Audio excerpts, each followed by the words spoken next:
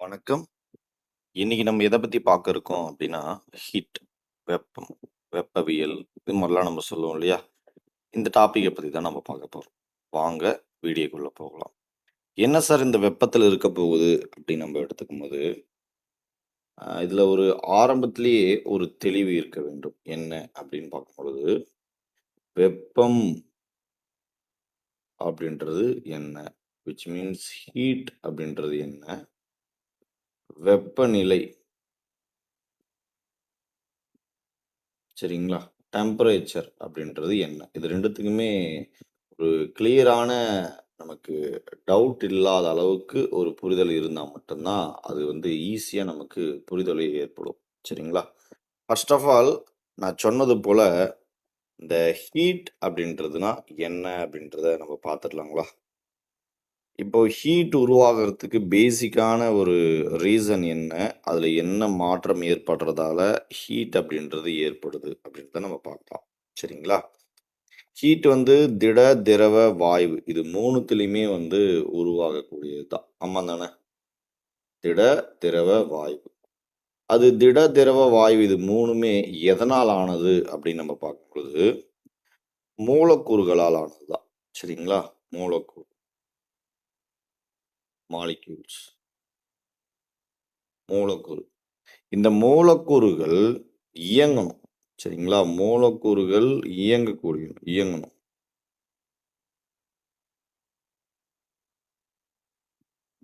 இயங்குதல் அப்படின்னு நம்ம சொல்லலாம்.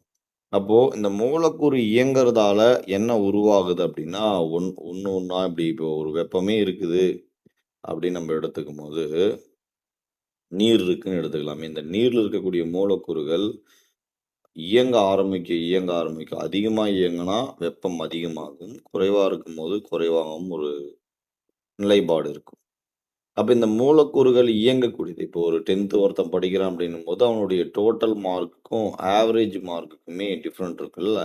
அதுபோல தான், இவனுடைய டோட்டல் மார்க்ன்றதுடைய வேல்யூ வேற, ஆவரேஜ்ன்றது வேற. 5 சப்ஜெக்ட்டையும் கூட்டி 5ஆல வகுக்கும்போது, ஒரு 10த் படிக்கக்கூடிய மாணவனுடைய ஆவரேஜ் நமக்கு கிடைக்கும். மொத்த சப்ஜெக்ட்டையும் கூட்டனுடைய கூட்டல் பலன் வந்து நமக்கு அதனுடைய டோட்டல் கிடைக்கும். அதுபோல இதுல வெப்பம் அப்படின்றது என்ன அப்படின்னு பார்க்கும்போது, மொத்த இயக்க ஆற்றல்ன்னு சொல்றோம். இயக்கம் அப்படின்னு நம்ம பார்த்தோம் இல்லையா?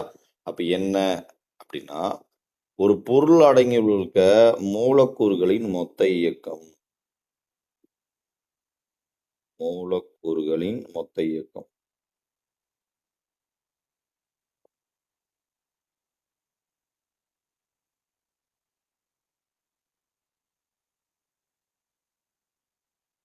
மொத்த இயக்க ஆற்றல். மொத்த இயக்க ஆற்றல் தான் என்ன அப்படின்னு நம்ம பார்க்கும்போது, வெப்பம் அப்படின்னு நம்ம பார்க்குறோம். சார் இங்கிலீஷ் மீடியம் ஸ்டூடண்ட்ஸுக்கு மாலிக்யூல்ஸ் உடைய டோட்டல் கைனடிக் எனர்ஜி தான். அப்போ டோட்டல் கைனடிக் எனர்ஜின்னா அது வெப்பம். சரி. இந்த டோட்டல் கைனடிக் எனர்ஜி வெப்பம் அப்படின்னா, அப்ப இந்த வெப்பத்தினுடைய எஸ்ஐ அலகு என்ன அப்படின்னு நம்ம பார்க்கும்பொழுது, ஜூல். சரி, ஜூல். அப்போ அனதர் அலகு எதுனா இருக்கா? அனதர் யூனிட் எதுனா இருக்கா அப்படின்னா, ஆமா இருக்கு. அது என்னன்னு நம்ம சொல்றோம் அப்படின்னா, இந்த கலோரிஸ் அப்படின்னு நம்ம சொல்லுவோம். கலோரிஸ். இது வந்து அனதர் யூனிட்டா பார்க்கப்படுது. சரிங்களா? ஸோ, மூலக்கூறுகளுடைய மொத்த இயக்க ஆற்றல் என்ன? மொத்த இயக்க ஆற்றல தான் வெப்பம் நம்ம சொல்றோம். அத பத்தி நம்ம பார்த்தாச்சு இல்லைங்களா? ஸோ, இந்த தியரிய வந்து நோட் பண்ணிக்கலாம். நோட் பண்ணிக்கங்க.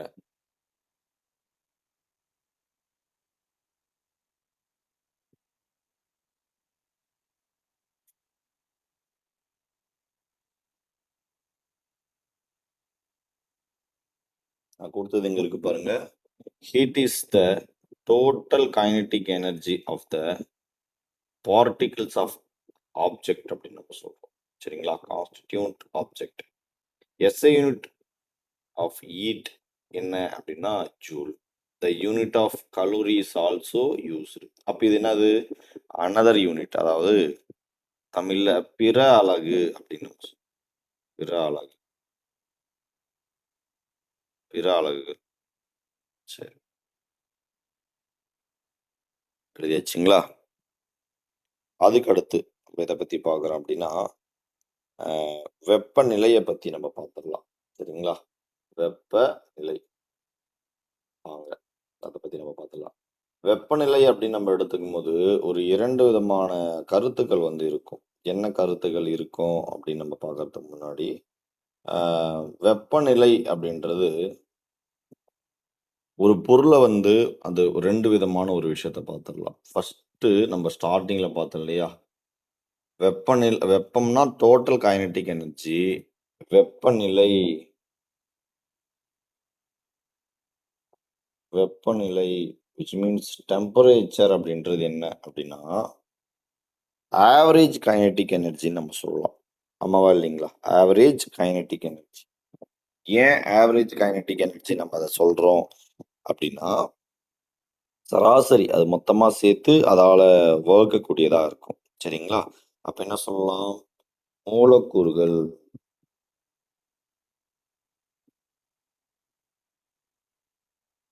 மூலக்கூறுகளின் சராசரி இயக்க ஆற்றல்.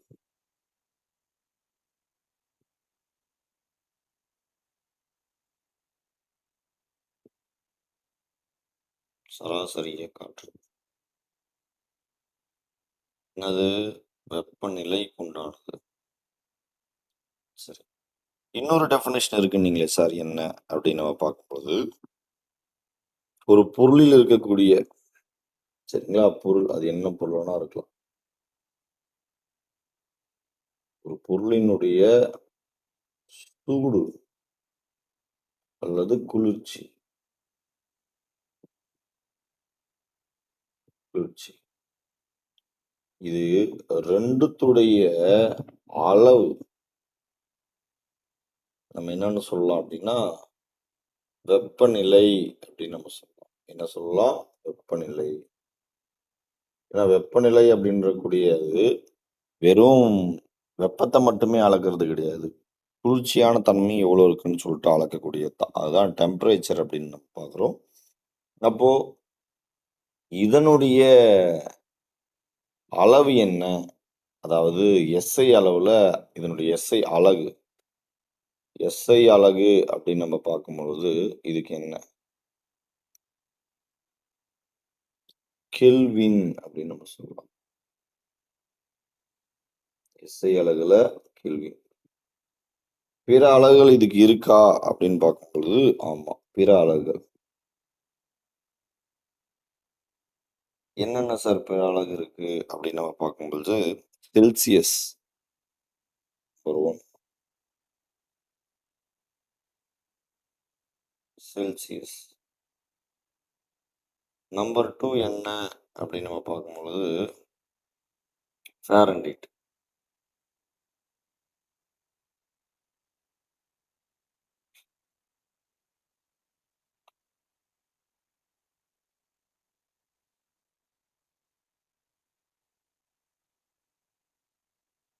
ஃபாரன்ஹீட். இதுதான் எஃப். இது வந்து சின்னு சொல்லுவாங்க. இந்த செல்சியஸ் நம்ம சொல்றோம் இல்லையா? இந்த செல்சியஸ தான் நம்ம என்ன சொல்றோம் அப்படின்னா, செல்சியஸுக்கு இன்னொரு அளவு தான் சென்டிகிரேட் அப்படின்னு நம்ம சொல்றோம்.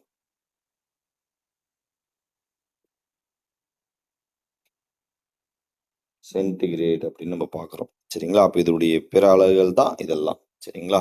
ஸோ அத பத்தி நம்ம பார்த்துரலாம் வாங்க. ஸோ இவ்வளோ நேரம் நம்ம பார்த்தோம் இல்லைங்களா? ஸோ இந்த இடத்துல துகள்கள் அப்படின்னு சொல்றதும், மூலக்கூறுகள் அப்படின்னு சொல்றதும் ஒண்ணுதான். மூலக்கூறு.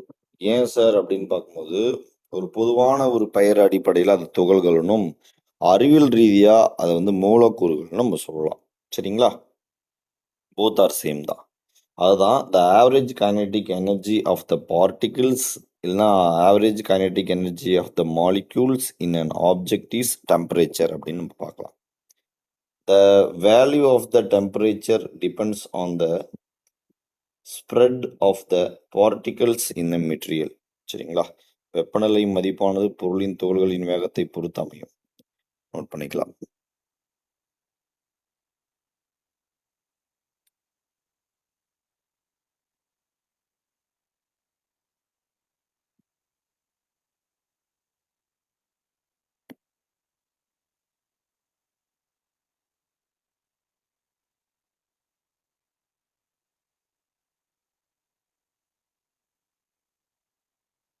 இன்கேஸ் இந்த மதிப்பு துகள்களுடைய இயக்கம் அதிகமா இருக்கு அப்படின்னு பார்க்கும் பொழுது, if the particles move high, அதுவும் என்ன எப்படி இருக்கும்? ரொம்ப ஹையா இருக்கும். அதே பார்ட்டிகிள்ஸ் ரொம்ப லோவா இருக்குன்னா, இதுவும் லோவா தான் இருக்கும். சரிங்களா? அப்படி இருக்கக்கூடிய இந்த வெப்பம் எத்தனை மூலங்களா பிரியுது? வெப்பத்தை உருவாக்கும் மூலங்கள் தான் நம்ம என்னன்னு பார்க்குறோம்? வெப்ப மூலங்கள் அப்படின்னு நம்ம பார்க்குறோம். கிட்டத்தட்ட இந்த வெப்ப மூலங்கள் மெயினா 4 வகையா வகைப்படுத்தலாம் நம்ம. என்னென்ன வகைப்பாடுகளா வகைப்படுத்தலாம் அப்படின்னு நம்ம பார்த்துக்கும்போது, ஒண்ணு மெயின் சோர்ஸா சூரியன் தான். அது லைட்டுக்கா இருக்கட்டும், இல்ல நமக்கு வெப்பத்துக்கா இருக்கட்டும். இதுதான். அதுக்கடுத்து எரிதல், பர்னிங், உராய்வு, ஃபிரிக்ஷன், மின்சாரம். இது 4மே சோர்ஸ் ஆஃப் ஹீட் அப்படின்றதுல ரொம்ப முக்கியமானதா இருக்கு. நோட் பண்ணிக்கலாம்.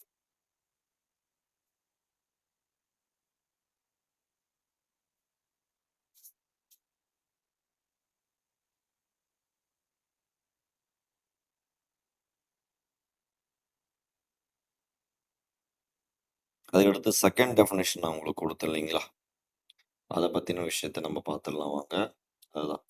The measurement of warmness or coldness is of substance is known as its temperature.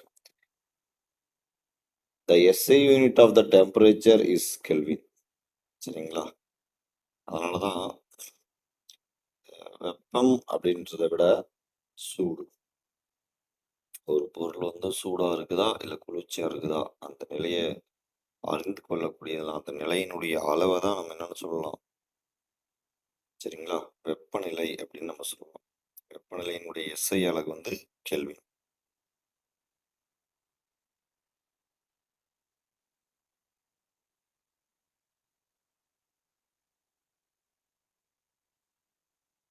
Note பண்ணியாச்சுங்களா? Very good. அதுக்கடுத்து இதனுடைய பிற அலகுகளும் நமக்கு வந்து இருக்கு. என்னென்னலாம் பிற அலகுகள் இருக்கு அப்படின்றத நம்ம ஒன் பை ஒன்னா நம்ம பார்த்துடலாம்.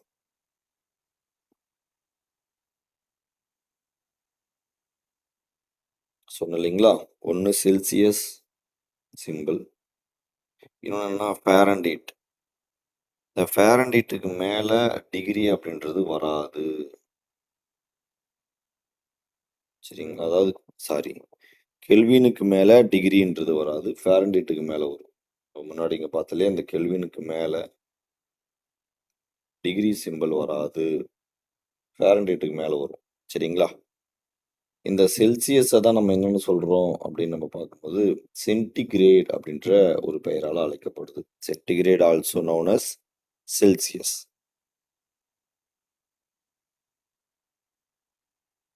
நெக்ஸ்ட் கவனிக்கலாங்களா? இத நோட் பண்ணிக்கங்க.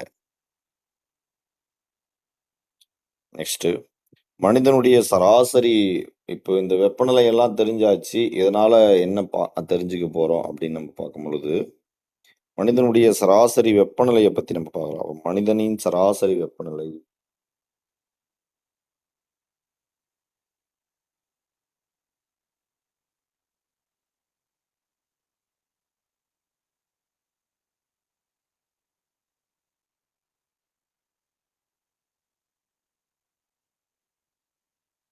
மனிதனுடைய சராசரி வெப்பநிலைய பத்தி நம்ம பார்த்துடலாம் வாங்க. என்னென்னலாம் இருக்கு அப்படின்னு நம்ம பார்க்கலாம்.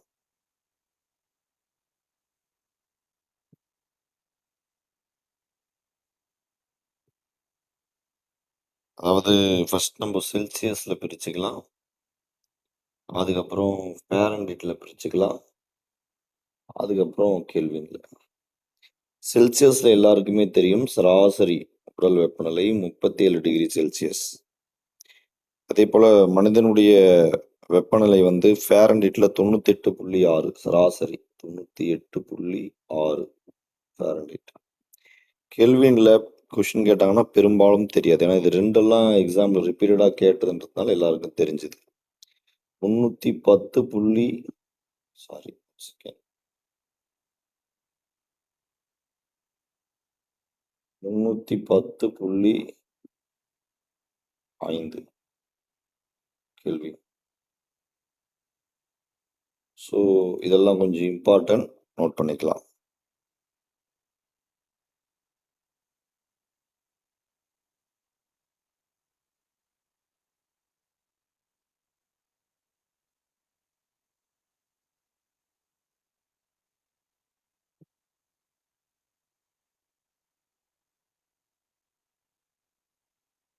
இப்ப பார்த்தத கவனிச்சிடலாங்களா?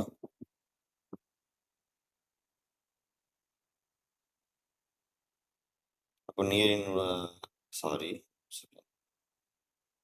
இருக்கு பாருங்க. மனிதனின் சராசரி வெப்பநிலை பார்த்து இல்லைங்களா?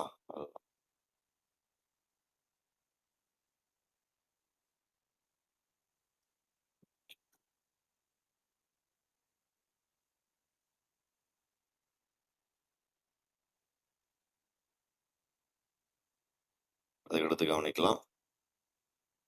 என்ன இந்த வெப்பத்தினுடைய பிற அலகு அப்படின்னு நம்ம பார்த்தோம் இல்லையா? என்ன பார்த்தோம்? வெப்பத்தின் பிற அலகு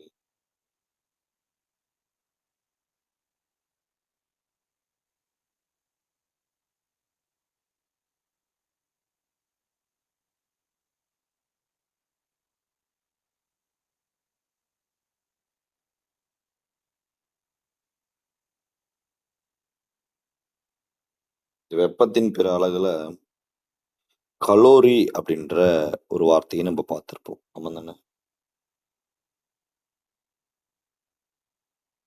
அதை பத்தி நம்ம பார்த்தோம். கலோரி அப்படின்றது என்ன அப்படின்னா, ஃபர்ஸ்ட் இதுக்கு டெஃபினிஷன் நம்ம பார்த்துடலாம். ஒரு கலோரி அப்படின்னா என்ன அப்படின்றத நம்ம பார்க்கணும். ஒரு கலோரி அப்படின்னா 1 கிராம் நீர் இருக்குன்னு வச்சுக்கலாமே. ஒரு ஒரு கிராம் அளவுக்கு ஒரு வாட்டர் இருக்கு. இந்த 1 கிராம் உடைய நீரை ஃபார் எக்ஸாம்பிள் 99 டிகிரி செல்சியஸ் இருக்குன்னு வச்சுக்கலாமே. இந்த 1 கிராம் நீரை 1 டிகிரி செல்சியஸுக்கு ப்ளஸ் 1 டிகிரி செல்சியஸுக்கு வெப்பநிலை இன்க்ரீஸ் பண்ணும். அப்போ அந்த 1 கிராம் நீர் வாட்டர் ட்ராப் இருக்கு அப்படின்னா, அப்போ 1 இன்க்ரீஸ் ஆனால் என்ன மாறிடும்? 99 டிகிரிலிருந்து 100 டிகிரி செல்சியஸாக மாறும். அப்படி மாத்துறதுக்கு ஒரு வகையான ஆற்றல் தேவையில்ல. ஒரு வகையான ஆற்றல் தேவை. அந்த ஆற்றலுக்கு தான் 1 கலோரி அப்படின்னு நம்ம பார்க்குறோம். அப்போ 1 கிராம் நீரை 1 டிகிரி செல்சியஸ் வெப்பநிலைக்கு உயர்த்துவதற்கு தேவையான ஆற்றல் என்னது? 1 கலோரி அப்படின்னு நம்ம பார்க்குறோம். சரி சார், அப்போ இந்த 1 கலோரியுடைய மதிப்பு எவ்வளோ ஆற்றல் அப்படின்னு நம்ம பார்க்கும்போது, அதை பத்தி நம்ம பார்த்துட்டு வரோம். அப்போ 1 கலோரி 1 கலோரியுடைய மதிப்பு எவ்வளோ அப்படின்னு நம்ம பார்க்கும்போது 4.189 ஜூல். அதுவே 1 கிலோ கலோரி சரிங்களா?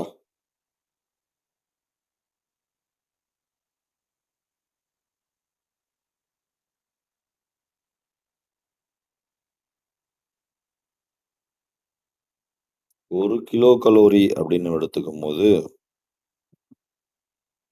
4200 ஜூல் அப்படின்னு நம்ம பார்க்குறோம். இது இது எப்படியாப்பட்டது அப்படின்னா தோராயமான ஒரு மதிப்பா பார்க்கப்படுது. சார், இப்ப இந்த கலோரி அப்படின்றது வேற எங்கேயோ கேள்விப்பட்ட மாதிரியே இருக்கு சார். இது அது இல்ல அப்படின்ற மாதிரி கலோரி. இந்த கலோரின்றது வேற எங்க கேள்விப்பட்டிருப்போம் அப்படின்னா, நம்ம ஒர்க் அவுட் பண்ணும்போதோ, இல்ல சாப்பிடும்போதோ, உணவு கட்டுப்பாடு இருக்கும்போது இந்த வார்த்தைகள பேசுவோம். இன்னைக்கு இவ்வளோ கலோரி வந்து நான் அடிஷ்னலா சாப்பிட்டேன். இன்னைக்கு இவ்வளோ கலோரி வந்து நான் பர்ன் பண்ணியிருக்கேன் அப்படின்றது. அப்போ இதனுடைய விளக்கம் என்ன அப்படின்னு பார்க்கும்பொழுது, உணவுப் பொருட்களுடைய ஆற்றலை அளவிடுறதுக்கும் இது பயன்படுது. கலோரி அப்படின்ற வார்த்தையில் இருக்கக்கூடிய கிலோ கலோரி அப்படின்றது பயன்படுது.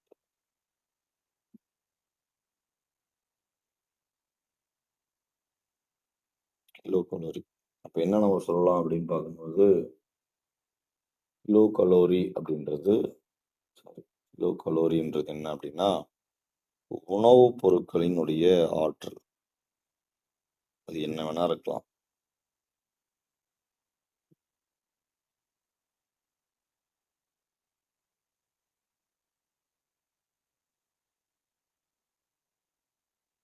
உணவுப் பொருட்களுடைய ஆற்றல். அத அளவிடுறதுக்கு பயன்படக்கூடியது என்ன அப்படின்னா, கிலோ கலோரி அப்படின்றது. ஆமாங்களா? ஸோ, அத பத்தி நம்ம பார்த்துடலாம். இது புரிஞ்சாச்சுங்களா? ஸோ,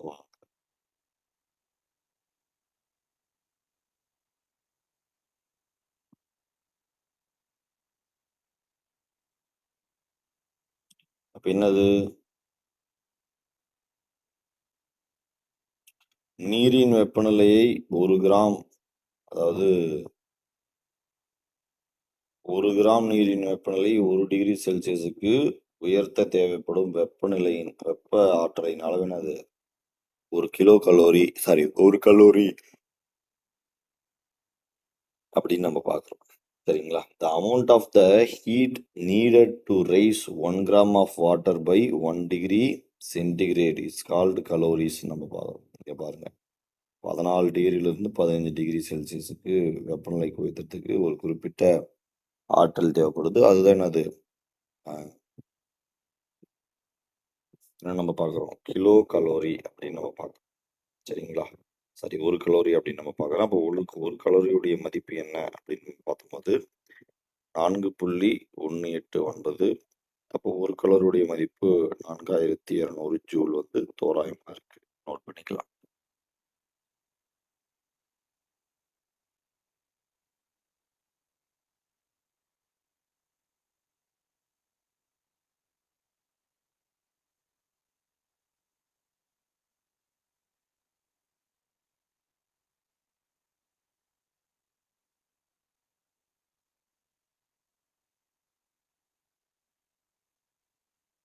இதுக்கு அடுத்து உணவுப் பொருட்களுடைய ஆற்றலை அளவிடக்கூடிய அந்த கிலோ கலோரி அலக நம்ம பார்த்துடலாம். வாங்க.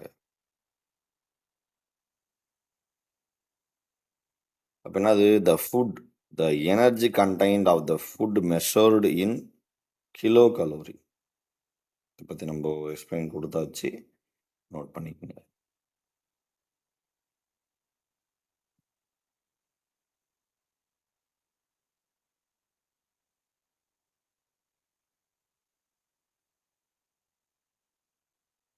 அதுக்கடுத்து இந்த வெப்ப ஆற்றல்னு இருக்கு இல்லைங்களா?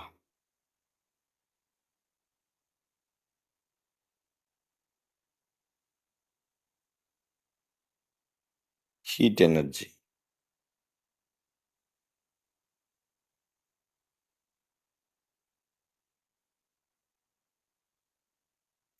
இந்த ஹீட் எனர்ஜி எப்பவுமே ஹை டெம்பரேச்சர்லேருந்து சரிங்களா? லோ டெம்பரேச்சருக்கு உயர்ந்த வெப்பநிலையிலிருந்து தான் எப்பவுமே குறைந்த வெப்பநிலைக்கு வரும். ஃபார் எக்ஸாம்பிளா எப்படி நம்ம சொல்லலாம் அப்படின்னு நம்ம பார்க்கும்போது, இப்போ சின்ன குழந்தைக்கு கூட நம்ம ஒரு பூஸ்ட்டோ, ஹார்லிக்ஸோ, பாலோ நம்ப சூடா குடுக்குறோம் அப்படின்னும்போது, அது அதிக வெப்பமா இருக்கும் பொழுது டெய்லி லைஃப்ல நம்ம இத பார்த்துருப்போம். ஒரு கிண்ணத்துல தண்ணிய வச்சு, அதுல அந்த கிளாஸ கொஞ்ச நேரம் வைக்கும் பொழுது, உயர்ந்த வெப்பநிலையிலிருந்து அந்த வெப்பம் இந்த கீழ நம்ம வைக்கப்பட்ட சாதாரண நீருக்கு கடத்தப்படுறத பார்ப்போம். அப்போ இதனுடைய புரிதல் என்ன அப்படின்னா, ஹை டெம்பரேச்சர்லேருந்து லோ டெம்பரேச்சருக்கு ஹீட் நம்ம எதுவுமே பண்ணலாம், அது கடத்தப்படும். நம்ம இன்டியூஸ் பண்றோம், நம்ம சமைக்கிறோம், இல்ல இத சூடுபடுத்துறோம் அப்படின்னா, வெப்பம் குறைந்ததிலிருந்து இன்கிரீஸ் ஆகும். நம்ம எதுவுமே பண்ணல அப்படின்னா, வெப்ப ஆற்றல் எங்கிருந்து எங்கேக்கு பரவும் அப்படின்னா, உயர்ந்த வெப்பநிலையிலிருந்து குறைவான வெப்பநிலைக்கு பரவும் அப்படின்றது ஒரு இயற்பியலான ஒரு உண்மை. சரிங்களா? ஸோ, அத பத்தி நம்ம பார்த்துடலாங்களா? எழுதிக்கலாம். High temperature to low temperature.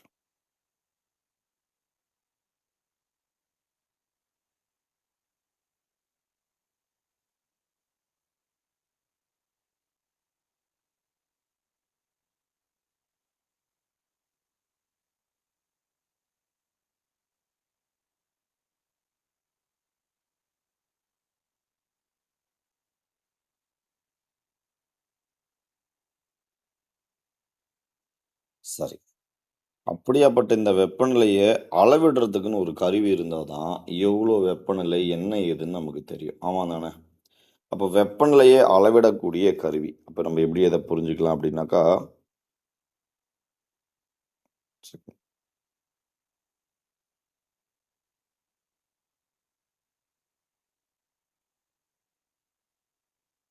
வெப்பநிலை அளவிடுதல் அப்படின்னு நம்ம சப்டைட்டில் போடுங்க. வெப்பநிலையை அளவிடுதல்.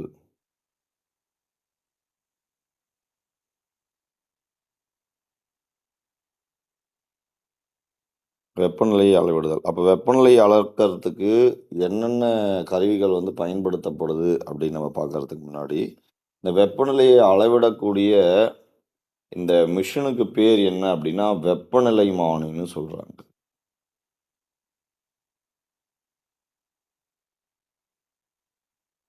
இந்த வெப்பநிலைமானி அப்படின்றது 2 விதமான ஒரு வேதிப்பொருட்கள உள்ளடக்குனதா இருக்கு. என்ன அப்படின்னு பார்க்கும்போது, நம்பர் 1 பாதரசம். சார் இது என்ன ரசம் சார்னா, அது அது அந்த ரசம் இல்ல. மெர்க்குரி நம்ம சொல்லுவோம் இல்லையா ஆங்கிலத்தில, மெர்க்குரி. ஸோ அதுதான். அதுக்கடுத்து பார்க்கும்பொழுது ஆல்கஹால்.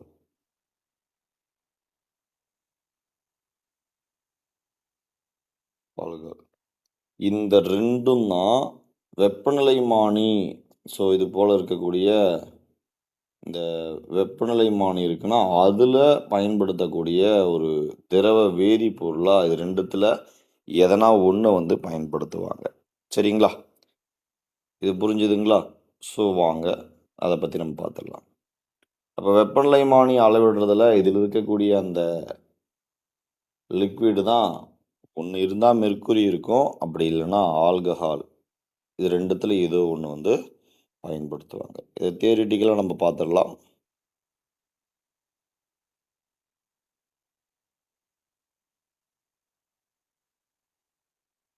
எழுதிக்கலாம்.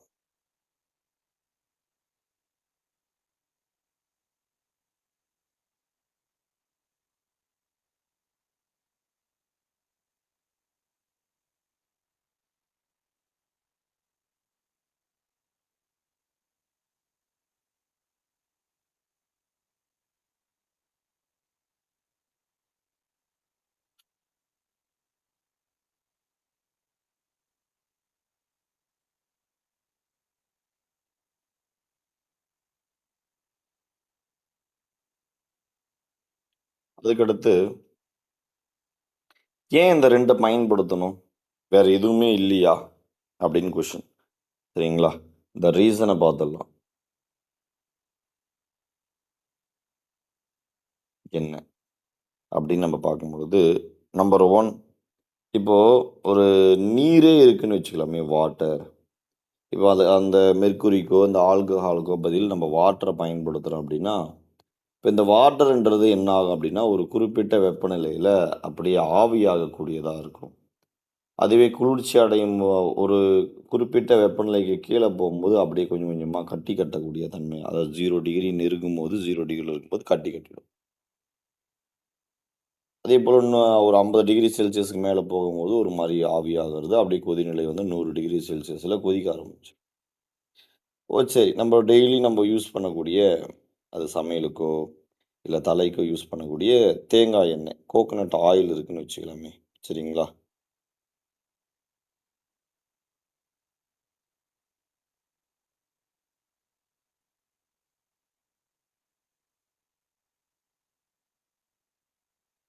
இந்த தேங்காய் எண்ணெய் இருக்குன்னா கூட, சும்மா குளிர் மாதிரி திரிஞ்சாலே, அது என்ன ஆயிடும்?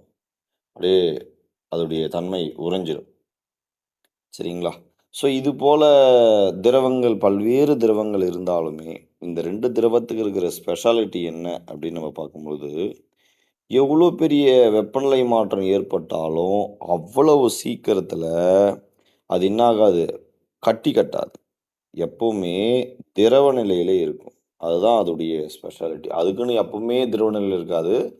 ப்ரோ ஒரு அளவுக்கு தான் ப்ரோ. சும்மா சும்மா நோண்டக்கூடாது ப்ரோ அப்படின்றது போல, என்னது ஒரு லிமிட்டாவே இருக்கும். அதுக்கடுத்து பார்க்கும்போது, சின்னசா வெப்பநிலை மாற்றம் ஏற்படுதுன்னு வச்சுக்கலாமே.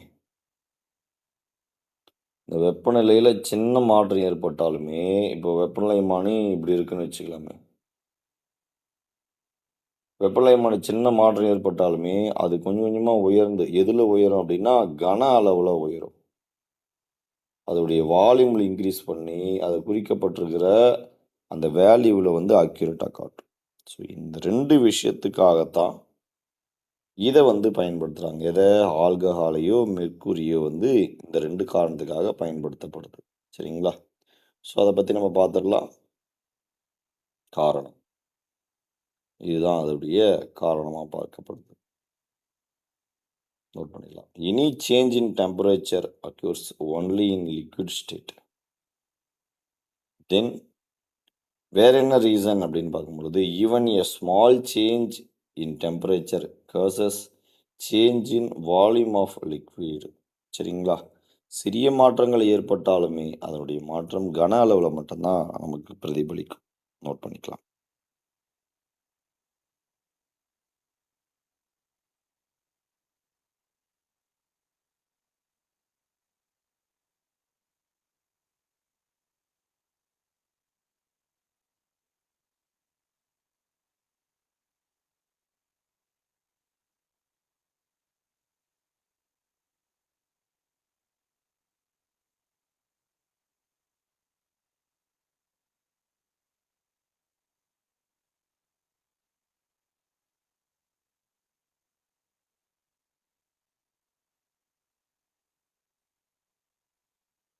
அதுக்கடுத்து பாதரசத்தினுடைய முக்கிய பண்பும், ஆல்கஹாலுடைய முக்கிய பண்பும் பார்க்கலாம். ஏன்? அத பயன்படுத்துறதுக்கு என்ன ரீசன் இருக்கு அப்படின்றது. சரிங்களா?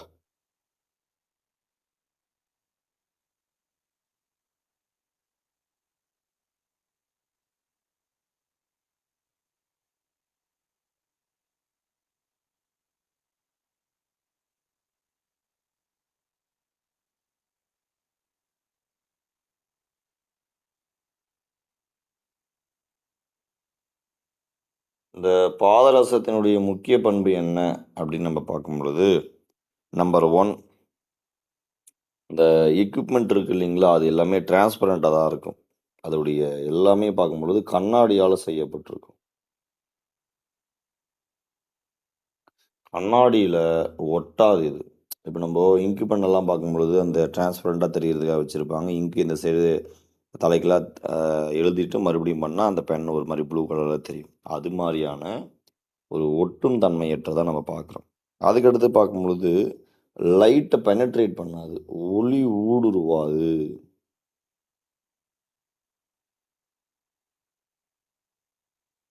அதுக்கடுத்து பார்க்கும்பொழுது வேற என்ன அப்டின்னா, இது ரொம்ப பளபளப்பா இருக்கும். பளபளப்பு அதிகம். அதுக்கடுத்து வேற என்ன அப்டின்னு பார்க்கும்பொழுது, டக்குனு அப்டியே மொத்தமா பார்க்கும்பொழுது இன்கிரீஸ் ஆயிடாது. கிராஜுவலா வெப்பத்து அந்த மாரி தான் இன்கிரீஸ் ஆகும். அப்போ இது எப்படி விரிவடையும் அப்டின்னா, அங்கங்க விட்டு, விட்டு விரிவடையுது. இப்ப எப்படி நம்ம பென் எழுதும்போது, ஒரு மாரி அந்த இங்க் வந்து ஃப்ளோ ஆகாம, கட்டாயி, கட்டாயி ஃப்ளோ ஆகும் இல்லைங்களா? அது போல இல்லாம, சீராக விரிவடையும். சீராக விரிவடையும். சீராக விரிவடையக்கூடிய தன்மை. ஸோ இது எல்லாம் தான் இதோடைய நெறைய பண்புகள் இருக்கு. இந்த முக்கிய தன்மை வந்து இந்த 4 பாயிண்ட் வந்து ரொம்ப முக்கியமானது. இந்த 4 பாயிண்ட்டுக்காகத்தான் நம்ம என்ன பண்றோம் அப்படின்னு பார்க்கும்போது, இந்த பாதரசத்த வந்து அதிக அளவுல பயன்படுத்துறோம். சார் இது இல்லாம ஆ ஒரு பாயிண்ட் நம்ம முன் வச்சோம் இல்லைங்களா? அவ்ளோ சீக்கிரத்தில வந்து இது வந்து கொதிச்சிராது. அப்போ ஒரு நீர பயன்படுத்தும்போது 100 டிகிரி செல்சியஸ் அப்படின்னு நம்ம சொல்றோம். ஆனா, இந்த பாதரசம் வந்து எவ்வளோ டிகிரி செல்சியஸ் போனா தான் வந்து இது வந்து கொதிக்க ஆரம்பிக்கும் அப்படின்னா, 357 டிகிரி செல்சியஸ் போனா தான் பாதரசம் கொதிக்க ஆரம்பிக்கும். அதுவே அதனுடைய குறைந்த உறைநிலை அப்படின்னு நம்ம பார்க்கும்போது, -39 டிகிரி செல்சியஸ் நம்ம பார்க்குறோம். இந்த 39 டிகிரி செல்சியஸ் கிட்டத்தட்ட நீர் வந்து எவ்வளோ டிகிரி செல்சியஸ்ல உறையும் அப்படின்னா, 0 டிகிரி செல்சியஸ்லயே உறைஞ்சிரும். சரிங்களா? அப்போ அதனுடைய உறைதல் எப்படி இருக்கு அப்படின்னு பார்த்துங்க. இந்த காரணத்தால தான் நம்ம என்ன பண்றோம்? பாதரசத்த பயன்படுத்துறோம். சரிங்களா? பாதரசம் அதிக அளவுல பயன்படுவதற்கு உண்டான ஒரு காரணமா பார்க்கப்படுது. சரிங்களா? நோட் பண்ணிக்கலாம்.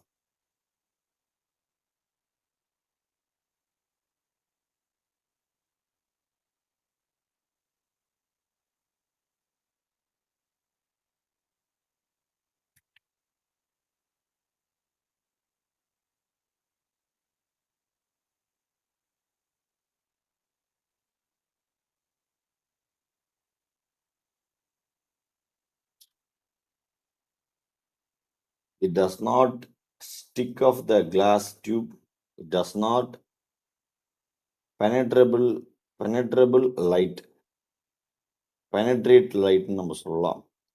அதுக்கப்புறம் ஷைனி பளபளப்பானது. It is expansion uniform high boiling point is 357 degree Celsius. Low freezing point -39. சரிங்களா? -39 நோட் பண்ணிக்கலாம்.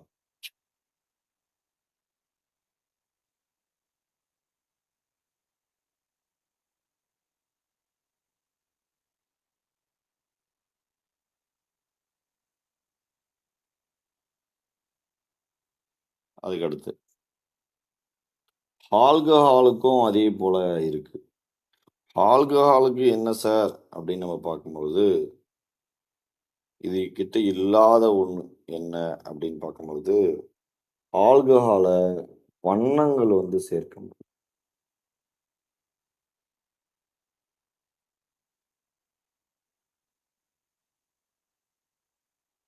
உங்க தேவைன்ற கலருக்கு ஏத்த மாரி வண்ணங்கள் சேர்க்க முடியும்.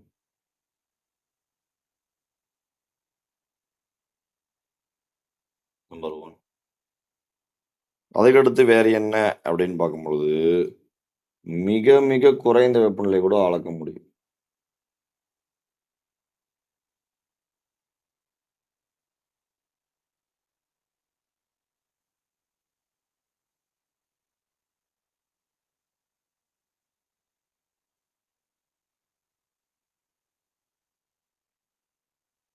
அதுக்கடுத்து வேற என்ன அப்படின்னு நம்ம பார்க்கும்போது, அதே பாதரசம் வந்து சீரா விரிவடைகின்றது போல, இது வந்து எப்படின்னா, அதிக விரிவடையும் தன்மை கொண்டது.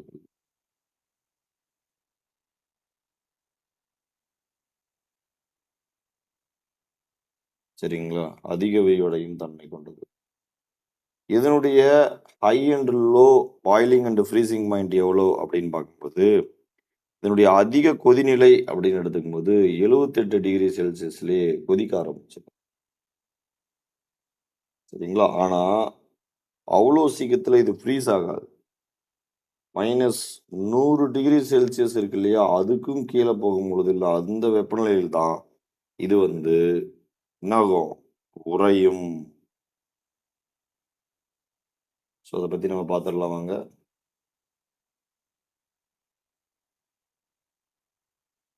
எழுதிக்கலாம்.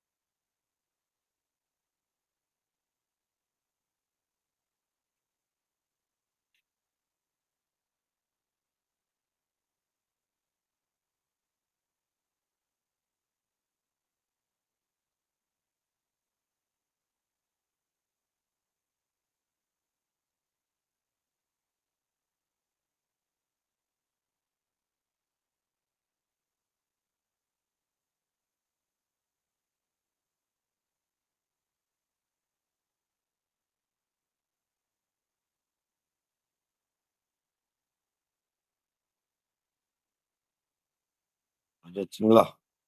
நெக்ஸ்ட்டு வெப்பநிலைமானியினுடைய வகைகள நம்ம பார்க்கலாம். என்னென்ன வகைகள் இருக்கு?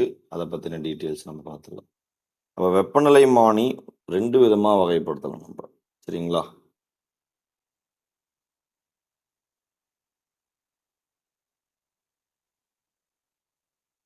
வெப்பநிலைமானிய 2 விதமா பண்ணோம்னா, ஒண்ணு மருத்துவம், இன்னொன்னு என்ன அப்டின்னா, ஆய்வகம். சரிங்களா? மருத்துவ வெப்பநிலைமானி என்ன? ஏது? அத பத்தின டீட்டெயில்ஸ் நம்ம பார்க்கலாம். வாங்க. இந்த மருத்துவ வெப்பநிலைமானி அப்படின்னு எடுத்துக்கினா, இன்றைய வரையுமே இப்ப 3 விதமான வெப்பநிலைய கால்குலேட் பண்றது போல கெல்வினு, ஃபாரன்ஹீட்டு, செல்சியஸ்ன்னு இருந்தாலுமே, மருத்துவ வெப்பநிலைமானில எந்த அலகு பயன்படுத்தப்படுது அப்படின்னு நம்ம பார்க்கும்போது, ஃபாரன்ஹீட் தான். சரிங்களா? இப்ப இந்த மருத்துவ வெப்பநிலைமானில குறிக்கப்பட்டு இருக்கக்கூடிய இப்ப இதுதான் மருத்துவ வெப்பநிலைமானின்னு எடுத்துக்கலாமே. இந்த மருத்துவ வெப்பநிலைமானில கிட்டத்தட்ட 2 விதமான ஸ்கேல் வந்து குறிக்கப்பட்டிருக்கும். சும்மா அந்த பிக்சர் மாரி எடுத்துங்க. அந்த மருத்துவ வெப்பநிலைமானில 2 ஸ்கேல்ல ஒரு சைடு ஃபாரன்ஹீட் இருக்கு. இன்னொரு சைடு பார்க்கும்போது செல்சியஸ். அப்ப ஃபாரன்ஹீட் எவ்வளோல ஸ்டார்ட் ஆகும் அப்டின்னா, 94 டிகிரி செல்சியஸ்ல சாரி 94 டிகிரி ஃபாரன்ஹீட்ல ஸ்டார்ட் ஆகும். எதுல போய் முடியும் அப்டின்னா, 108 டிகிரி ஃபாரன்ஹீட்ல முடியும். இதுதான் மருத்துவ வெப்பநிலைமானில ஃபாரன்ஹீட். அதுவே செல்சியஸ் அப்டின்னா 35ல ஸ்டார்ட் ஆகும். 35 டிகிரி செல்சியஸ்ல ஸ்டார்ட் ஆயி 42 டிகிரி செல்சியஸ்ல கம்ப்ளீட் ஆகும். இதுதான் மருத்துவ வெப்பநிலைமானி. இது என்னதான் இதுல இருந்தாலுமே எதை எடுத்துப்பாங்க அப்டின்னா, ஃபாரன்ஹீட்ட மட்டும் தான் அக்யூரேட்டா எடுத்துப்பாங்க. 2 ஸ்கேலுமே இருந்தாலுமே. இதுல வந்து இந்த குறுகிய வளைவுகள் இந்த இடத்துல இருக்கு இல்லைங்களா? அந்த குறுகிய வளைவுகள் இதுல வந்து கம்பல்சரி காணப்படும். இது புரிஞ்சுதுங்களா?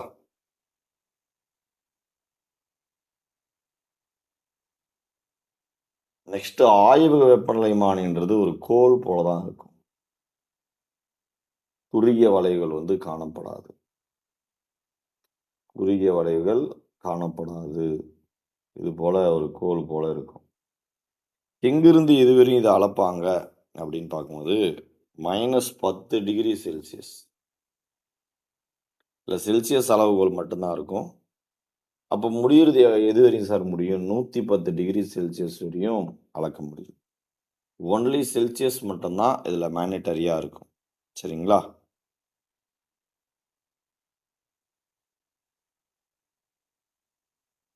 நோட் பண்ணிக்கலாம். ஒன் பை ஒன்னா நம்ம அத பத்தி பார்த்துக்கலாம்.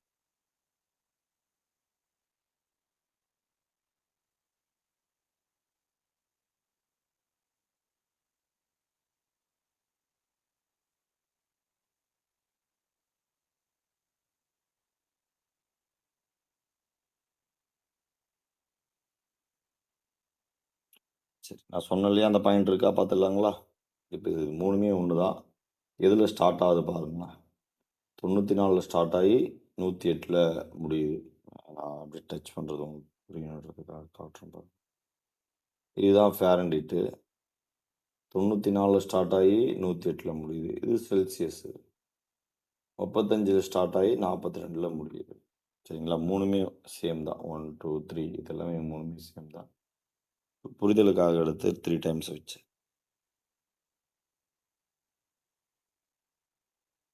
ரெண்டுத்துக்கும் இருக்கிற டிஃப்ரெண்ட்டு. சரிங்களா? பாதரசத்த மட்டும் தான் பயன்படுத்துவாங்க. இந்த இதில இருக்கக்கூடியதில. அடுத்து வெப்பநிலை அளவுகோல் செல்சியஸ், ஃபாரன்ஹீட்ன்னு இருந்தாலுமே அக்யூரசிக்காக ஃபாரன்ஹீட் தான் பயன்படுத்துவாங்க. இதய அதிகபட்சம், குறைந்தபட்சம் அப்படின்னு நம்ம சொல்லுவோம். செல்சியஸ்ல. இது எதுலயுமே மைனஸ் கிடையாது. கிளவுஸ் போட்டு வச்சுங்க. செல்சியஸ்ல குறைந்தபட்சம் 35ல ஸ்டார்ட் ஆகும். ஃபாரன்ஹீட்ல 94ல ஸ்டார்ட் ஆகும். அதிகபட்சமா செல்சியஸ்ல 42ல முடிஞ்சிரும். ஃபாரன்ஹீட்ல 108ல முடிஞ்சிரும். அதுதான். லெபார்ட்டரியில பயன்படுத்துறதுல குறுகிய வளைவு எதுவுமே இருக்காது. அப்படி இருக்கும். செல்சியஸ் மட்டும் தான் இருக்கும். -10ல ஸ்டார்ட் ஆயிட்டு 110 வரையும் இருக்கும் செல்சியஸ்ல.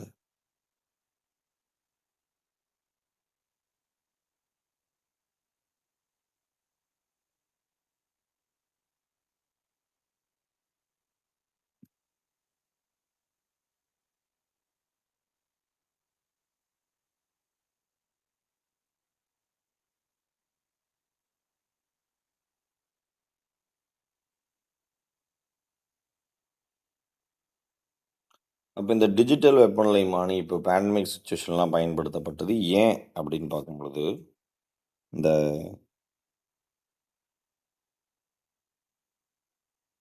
இந்த டிஜிட்டல் வெப்பநிலைமானி ஹைஜீன் இப்போ ஒருத்தருடைய அன்றாம்லயோ, இல்ல நாக்குக்கு அடியிலயோ இது மாரிலாம் பயன்படுத்திட்டு மறுபடியும் இன்னொருத்தரது பயன்படுத்தும்போது, அது ஹைஜீனா இல்ல அப்படின்றது ஒரு ரீசன். அதுக்கடுத்து பார்க்கும்போது, இப்போ கொரோனா பெருந்தொற்றின்போது, இப்போ ஒருத்தருடைய நாவு அடியில வச்சுட்டு மறுபடியும் இன்னொருத்தருக்கு வைக்கும்பொழுது, அது என்ன ஆகாது அப்படின்னா, அது தூய்மையற்று கம்பல்சரி இருக்கிறதால, நோய் பரவக்கூடிய அபாயங்கள் கம்பல்சரி உண்டு. அதனால இத வந்து ஸ்டாப் பண்ணிட்டாங்க. இன்னொன்னு என்ன அப்படின்னா, அந்த பாதரசம் நம்ம அதில கொடுக்குறோம் இல்லையா? அந்த பாதரசம் மேபி அதில எதனா சிறிய வெடிப்புகள் இருந்து லீக் ஆச்சுன்னா, ஸ்லைட்லி டாக்ஸிக். அதாவது சிறிதளவு அது வந்து விஷத்தன்மை கொண்டது. அதனால அபாயங்கள் ஏற்படலாம். அதேபோல அது அவ்வளோ துல்லியமா காட்டாது.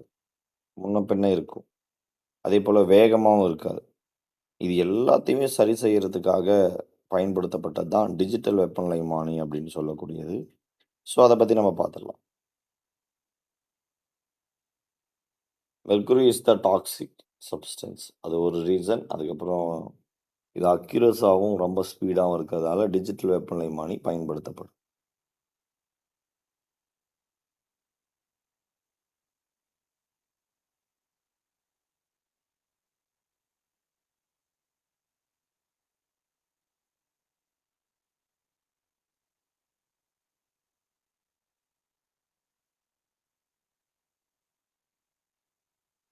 அத அடுத்து ரொம்ப ரொம்ப ரொம்ப ரொம்ப முக்கியமானது. நம்ம எத தெரிஞ்சுக்கிறோமோ இல்லையோ, அது ஸ்டேட் கவர்மெண்ட் ஸ்டூடெண்ட்டா இருக்கட்டும், ஆஸ்பிரண்டா, சென்ட்ரல் கவர்மெண்ட் படிக்கிற ஆஸ்பிரண்டா இருக்கட்டும். இந்த ஃபார்முலா வந்து ரொம்ப ரொம்ப முக்கியமானது. எதிலிருந்து எதுக்கு சேஞ்ச் பண்றன்றது. ஸோ, அத அப்படியே டேபிளர் காலமா கொடுத்துருக்கேன். அத அப்படியே மனப்பாடம் பண்ணி வச்சுக்கங்க.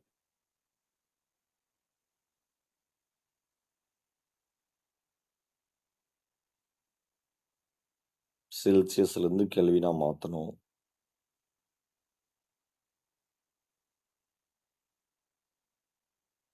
அதே கெல்வின்லேருந்து செல்சியஸுக்கு மாத்தணும். ஸோ, இதெல்லாம் அப்படியே கொடுத்துருப்பேன். இதோட பார்த்து வச்சுக்கங்க. தமிழ் மீடியம் டவுன்ல நெக்ஸ்ட் இருக்கு. இங்கிலீஷ் மீடியம் நோட் பண்ணிக்கங்க.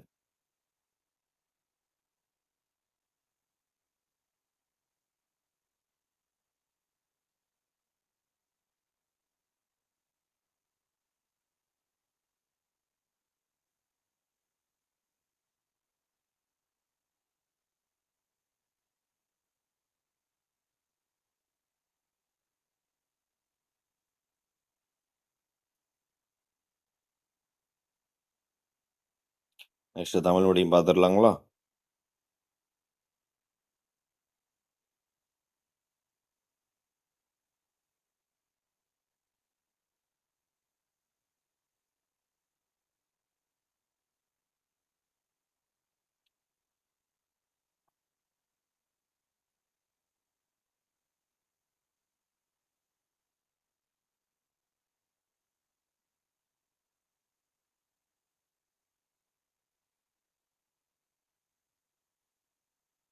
ஸோ, இதெல்லாம் ரொம்ப முக்கியமானது. பெரும்பாலும் எக்ஸாம்ல கேட்கக்கூடியது இந்த மெத்தட் அதிகமா கேட்குறான். அதிகமா இதுவரையும் கேட்டதில்ல. டிவைட் பண்ற மாரிலாம் அதிகமா கேட்டது கிடையாது. ஸோ, தெரிஞ்சு வச்சுக்கலாமே. ஒரு வேள அவனே ஃபார்முலா குடுத்துட்டு கேட்டா, அதுக்கு நம்போ சரியான ஆன்சர் எப்படி பண்ணலான்றது.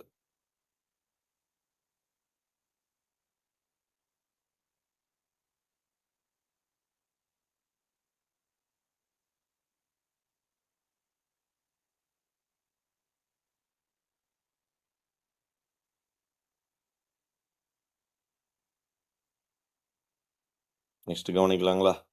இப்ப இவ்ளோ வெப்பநிலையும் தெரிஞ்ச நமக்கு, சில பயன்பாடுல இருக்கக்கூடிய வெப்பநிலை கம்பல்சரி தெரிஞ்சிருக்கணும். அதுல ரொம்ப முக்கியமானது என்ன அப்படின்னு நம்ம பார்க்கும்போது, நம்ம டெய்லி பருகக்கூடிய நீர். அப்ப நீரினுடைய கொதிநிலை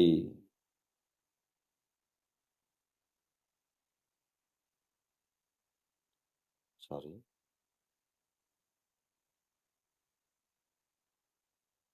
நீரின் கொதிநிலை. அப்ப நீரின் கொதிநிலை அப்படின்னு நம்ம எடுத்துக்கும்போது, 3 அளவீட்டிலுமே நம்ம தெரிஞ்சுக்க போறோம். 1 கெல்வின். கெல்வின்ல என்ன அப்படின்னா 373.15. அடுத்து செல்சியஸ்ல எல்லாருக்கும் தெரியும் நீரின் கொதிநிலை 100 டிகிரி செல்சியஸ்.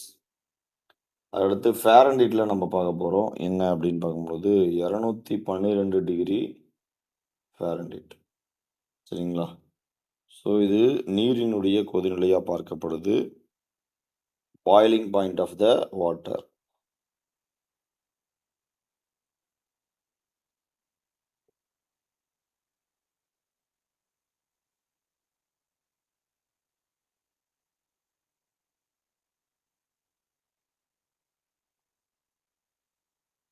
நோட் பண்ணிக்கலாங்களா?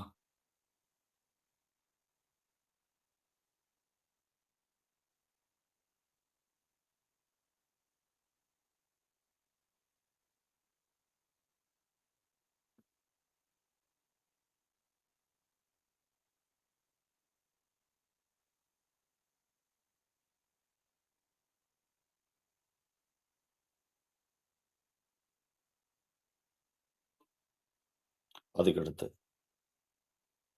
நெக்ஸ்ட் எத பத்தி பார்க்குறோம் அப்படின்னா,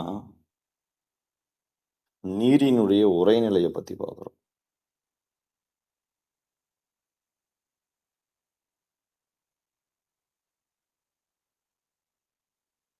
எந்த நிலையில அது வந்து அப்படியே ஃப்ரீஸ் ஆயிடும்.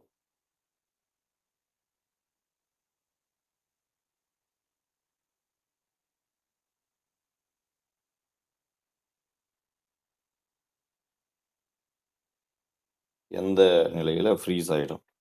அப்ப எதுல ஃப்ரீஸ் ஆகும் அப்படின்னா, 3 அளவுலயும் நம்ம பார்த்துடலாம். என்ன அப்படின்னு நம்ம பார்க்கும்பொழுது, ஃபர்ஸ்ட்டு கெல்வின்ல பார்க்கும்பொழுது 273.15 கெல்வின். அதுக்கடுத்து 0 டிகிரி செல்சியஸ். அதுக்கடுத்து பார்க்கும்போது 32 டிகிரி ஃபாரன்ஹீட். இதுதான் 3 விதமான அளவா நம்ம பார்க்குறோம். எதுக்கு? நீரினுடைய ஃப்ரீசிங் பாயிண்ட்ட நம்ம பார்க்குறோம். எழுதிக்கலாம்.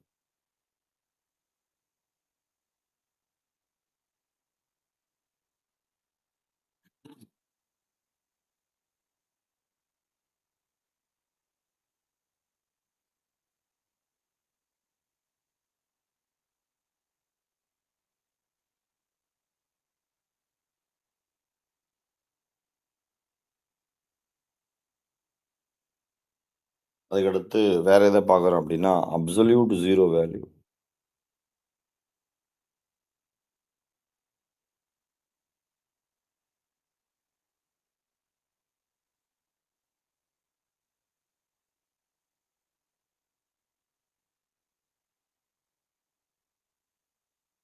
அப்சல்யூட் 0 வேல்யூன்றத அப்சல்யூட் 0 டெம்பரேச்சர்.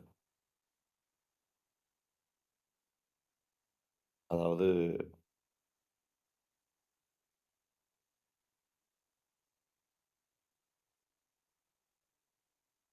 தனிச்சுழி வெப்பநிலை.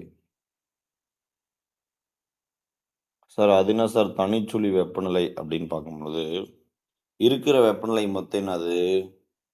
கெல்வினு, டிகிரி செல்சியஸு, அதோடது ஃபாரன்ஹீட். சரிங்களா? இந்த 3 வெப்பநிலையுமே ஒரு குறிப்பிட்ட அந்த ஜோன்ல பார்க்கும்பொழுது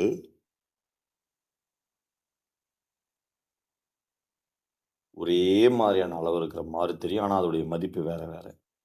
என்னென்ன அப்படின்னு பார்க்கும்பொழுது, அந்த தனிச்சுழி வெப்பநிலை அப்படின்னா, கெல்வின் 0 ஆயிடும். அடுத்து -273.15 டிகிரி செல்சியஸா மாறிடும். செல்சியஸ்ல. -459.67 சரிங்களா? இந்த மதிப்பு. ஆனா நெறைய பேர் இத வந்து எக்ஸாம்ல கேட்கும்போது தனிச்சுழி அப்படின்னு கேட்டா, சுழினா அப்போ 0. ஏன்னா ஒரு தடவ எக்ஸாம்ல வந்து தனிச்சுழி வெப்பநிலை அப்படின்னா 0 கெல்வின் அப்படின்னு குடுத்துட்டாங்க. சரிங்களா? அப்ப அது சுழி அப்படின்றத பத்தின ஒரு முழுமையான புரிதல் இல்லாம, சுழின்றது வேற, தனிச்சுழி வேறன்றது அப்படி தெரியாம, தனிச்சுழின்னு கேட்டாலே 0ன்னு ஆயிடுச்சு. கெல்வின்ல மட்டும் தான் 0. மத்தது எல்லாமே மைனஸ்ல வரும். சரிங்களா? ஸோ இத நோட் பண்ணிக்கலாம்.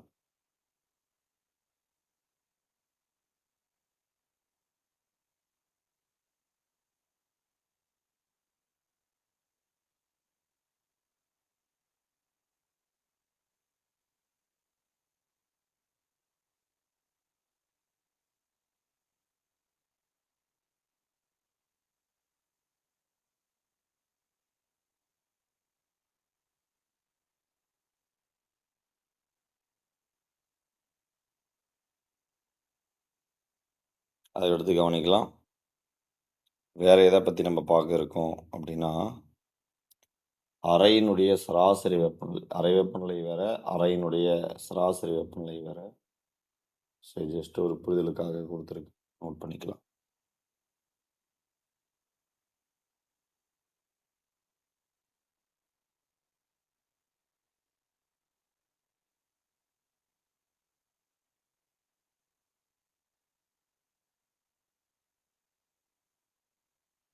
பார்க்கலாங்களா? என்ன அப்படின்னு பார்க்கும்போது, அறையின் சராசரி வெப்பநிலை.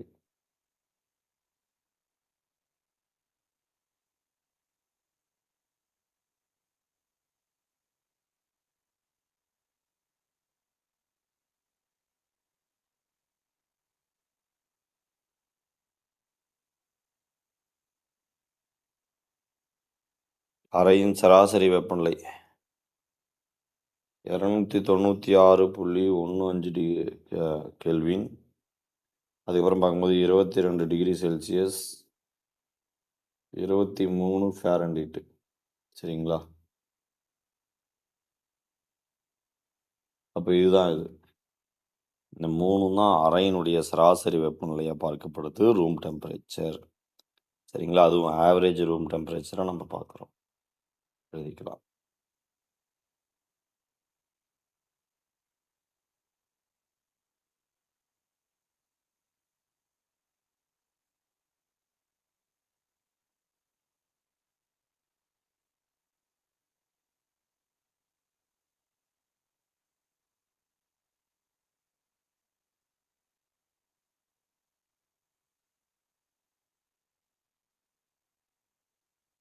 அதுக்கடுத்து வெப்ப ஆற்றலினுடைய விளைவுகள நம்ம பார்த்துடலாம்.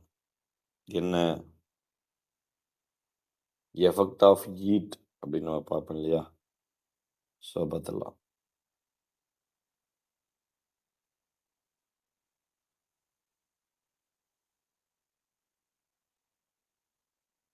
வெப்ப ஆற்றலினுடைய விளைவுகள் என்ன அப்படின்னு பார்க்கும்பொழுது, நம்பர் 1 முக்கியமானது விரிவடைதல். இந்த விரிவடைதல் அப்படின்னு நம்ம எடுத்துக்கும்போது, திடம், சாலிட், திரவம், லிக்விடு, வாயு. இதுல இது, இத விட இந்த வாயுவுல ரொம்ப அதிகமா இருக்கும் அப்படின்னு நம்ம பார்க்குறோம். திட, திரவ, வாயு. திட, திரவத்த விட வாயுவுல இந்த விரிவடைதல் அப்படின்றது ரொம்ப அதிகமாவே இருக்குன்றது உண்மையான விஷயங்கள். சரிங்களா? ஏன்னா, அதில இருக்கக்கூடிய மூலக்கூறுகள் என்னது இயங்கம். இங்கும் அங்கும் அலைமோதிக் கொண்டே இருக்கும். சரிங்களா? ஸோ, அதனால அந்த விரிவடைதல் அதிக அளவுல இருக்கும். ஸோ, அத பத்தி பார்த்துடலாம் வாங்க.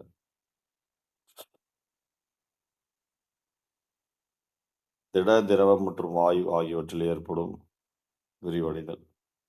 வாயுக்கள்ல கொஞ்சம் அதிகமா இருக்கும்.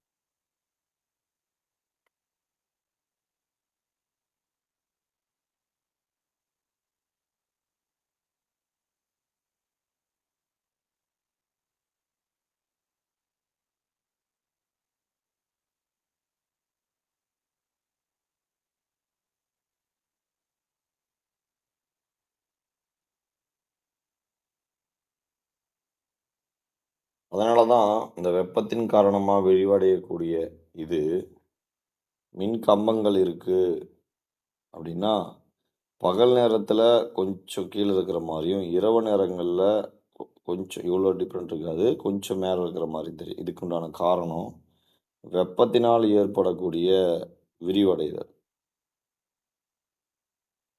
அதுதான் இதோடைய காரணமா பார்க்கப்படுது. சரிங்களா? எழுதிக்கலாம்.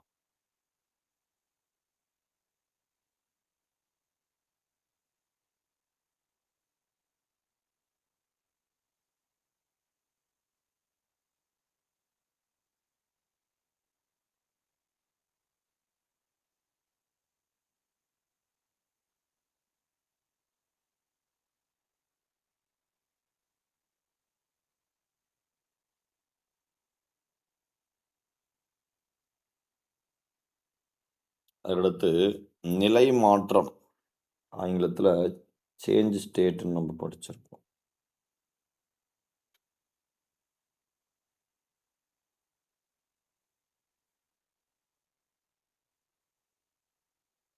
நிலை மாற்றம்.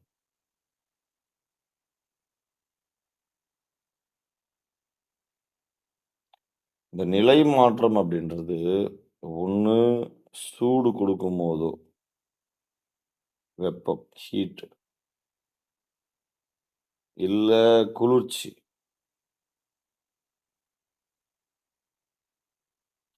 கொடுக்கும்போதோ, இந்த பொருளுடைய நிலையில, இல்ல வடிவம்னு கூட சொல்லலாம். வடிவத்தில சேஞ்சஸ் ஏற்படும்.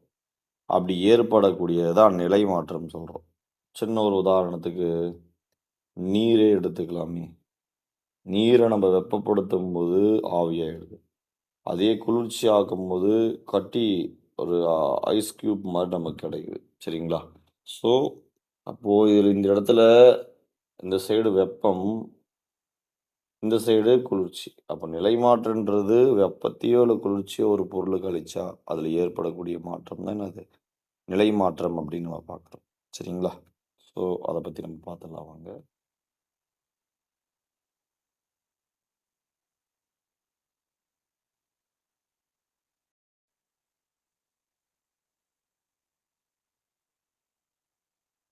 சரி. நெக்ஸ்ட்டு எத பத்தி நம்ம பார்க்குறோம் அப்படின்னு நம்ம பார்க்கும்போது, இந்த நிலை மாற்றத்துல இது மாரிலாம் கொஷின் அமையறதுக்கு உண்டான சாத்தியக்கூறுகள் இருக்கு. அதாவது இந்த நிலை மாற்றம் அப்படின்றது எல்லாருக்கும் தெரியும். பேசிக்காவே. கொஸ்டின் கேட்டா ஈஸியா நம்ம ஆன்சர் பண்ணிடுவோம். என்ன? திடத்திலிருந்து திரவத்துக்கு போகுது அப்படின்னா, சாலிட் டூ லிக்விடுக்கு போகுதுன்னா, உருகுது. சரிங்களா? மெல்ட்டிங் அப்படின்னு நம்ம சொல்லுவோம். அதே திரவத்திலிருந்து திடத்துக்கு மாறுது அப்படின்னா, திடப்பொருளாதல் அப்படின்னு நம்ம சொல்லுவோம். சரிங்களா? திடப்பொருளாதல், சாலிடிஃபிகேஷன் எக்ஸெட்ரா நம்ம சொல்லிட்டே போலாம். சரிங்களா? இல்லனா ஃப்ரீசிங் ஃப்ரீசிங் அப்படின்னு நம்ம சொல்லலாம். இது ஓகே. நம்பர் 1. 2வது, அதே திரவத்திலிருந்து வாயுவுக்கு போகுது அப்படின்னு பார்த்துக்கலாமே. திரவம் டூ வாயு. ஒரு தண்ணி வாயு ஆகுது அப்படின்னா, ஆவியாதல் அப்படின்னு நம்ம சொல்றோம். ஆவியாதல். சரி. அந்த ஆவியாதலுக்கு ஆப்போசிட்டு சொல்றது புரியுதுங்களா? திரவம் டூ வாயு. ஆவியாதல். சரிங்களா? திரவம் டூ வாயு, ஆவியாதல். இதுக்கு ஆப்போசிட் வாயு திரவமா மாறுனா, அது கொஸ்டின் கேட்பான். அதுக்கடுத்து, இந்த திடமே சரிங்களா, டைரக்ட்டா வாயுவாச்சுன்னா, அது பேர் வந்து பதங்கமாதல். ஃபார் எக்ஸாம்பிள் கற்பூரம், நாப்தலீன் எக்ஸெட்ரா நம்ம சொல்லிட்டு போலாம். அதே வாயு டைரக்ட்டா திரவமாச்சுன்னா, ஸோ இதெல்லாம் தான் நம்ம கொஸ்டின் கேட்பான். சரி, இத நம்ம என்ன கேட்டோம்? வாயு திரவமா மாறுச்சுன்னா, அப்ப என்ன? அதுதானே? வாயுவா இருக்கக்கூடிய ஒரு பொருள், கேஸு திரவமா மாறுச்சு அப்படின்னா ஒடுக்கம். சரிங்களா? ஆவி சுருங்குதல் நம்ம சொல்லலாம். அதுக்கடுத்து, வாயு திடமா மாறுது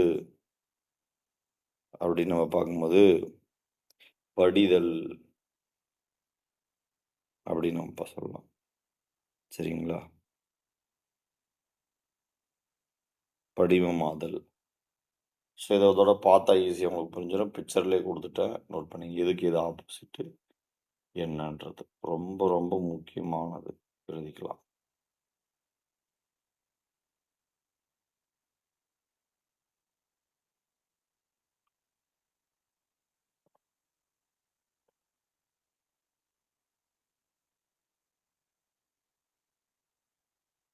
அப்போ ஆவியாதலுக்கு ஆப்போசிட் ஒடுக்கம், பதங்கமாதலுக்கு ஆப்போசிட் படிவம், உறைதலுக்கு ஆப்போசிட் உருகுதல்.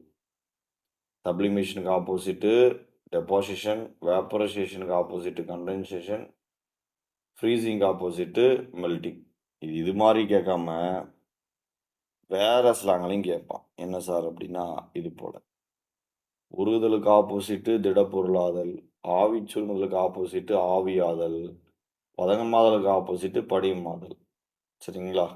இதுல வந்து சாலிடிஃபிகேஷன் ஒரு பேர் இருக்கு. சரிங்களா? டெபாசிஷன் ஒரு பேர் இருக்கு. ஸோ புதுசா பேரு. நோட் பண்ணிக்கலாம்.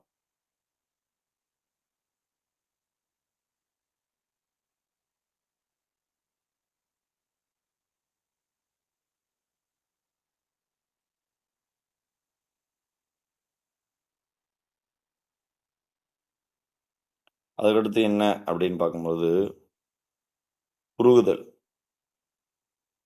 சார் இதெல்லாம் எனக்கு ஒண்ணுமே புரியல சார் அப்படின்ற ஸ்டூடண்ட்ஸ்க்காக. ஏன்னா, சயின்ஸ விட்டுட்டு மத்த கோர்ஸ் எடுத்து நம்ம படிச்சிருக்கலாம். டிப்ளமோ படிச்சிருக்கலாம். இல்லன்னா காமர்ஸ் குரூப் இது மாரிலாம் இருக்கலாம். அவங்களுக்கு இன்னும் தெளிவா புரியணுன்றதுக்காக இத குடுத்துருக்கேன். நோட் பண்ணிக்கலாம். அதாவது அது உருகுதல்னா திடநிலையிலிருந்து திரவ நிலைக்கு மாறுதல். Melting means solid to liquid. ஆவியாதல்னா திரவ நிலையிலிருந்து வாயு நிலை. எவாப்பரேஷன்னா லிக்விட் டூ கேஸ். பதகமாதல்னா திடநிலையிலிருந்து நேரடியாக வாயு நிலை. Sublimation means solid to gas. உறைதல் அப்படின்னா திரவ நிலையிலிருந்து திடநிலைக்கு. சரிங்களா? Freezing means solidification. சரிங்களா? சாலிடிஃபிகேஷன் சரிங்களா? அதாவது லிக்விட் டூ சாலிட். சரிங்களா?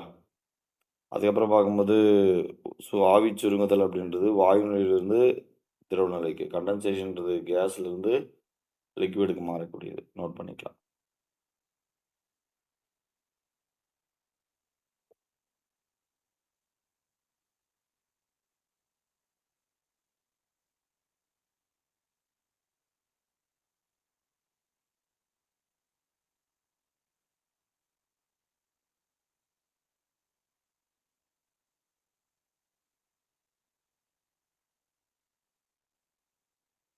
கவனிக்கலாங்களா?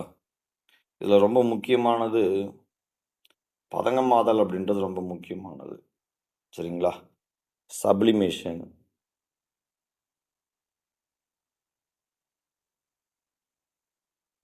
என்ன அப்படின்னு பார்க்கும்பொழுது, திடப்பொருளு டைரக்ட்டா வாயுவா மாறுது. அப்ப இதுக்கு எக்ஸாம்பிள் என்ன அப்படின்னு பார்க்கும்பொழுது, கற்பூரம், நாப்தலின், பென்சோயிக் அமிலம், அமோனியா, உலர் பனிக்கட்டி, உறைந்த CO2 இது எல்லாத்தையுமே நம்ம சொல்லலாம். சரிங்களா? என்னெல்லாம் நம்ம சொன்னேன்? கற்பூரம், நாப்தலின்,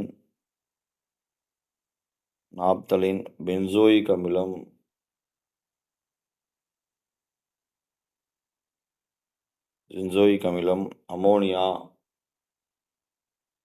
அமோனியா, அதுக்கப்புறம் உலர் பனிக்கட்டி. பனிக்கட்டிக்கும் உலர் பனிக்கட்டி என்ன சார் வித்தியாசம் அப்படின்னா, கார்பன் டை ஆக்சைடு இருக்கு இல்லையா? அத -57°C கூலிங் பண்ணும்போது கிடைக்கக்கூடியது தான் உலர் பனிக்கட்டி, உறைந்த CO2 இது மாரி இது வேணா நம்ம சொல்லலாம். சரிங்களா? எழுதிக்கலாம்.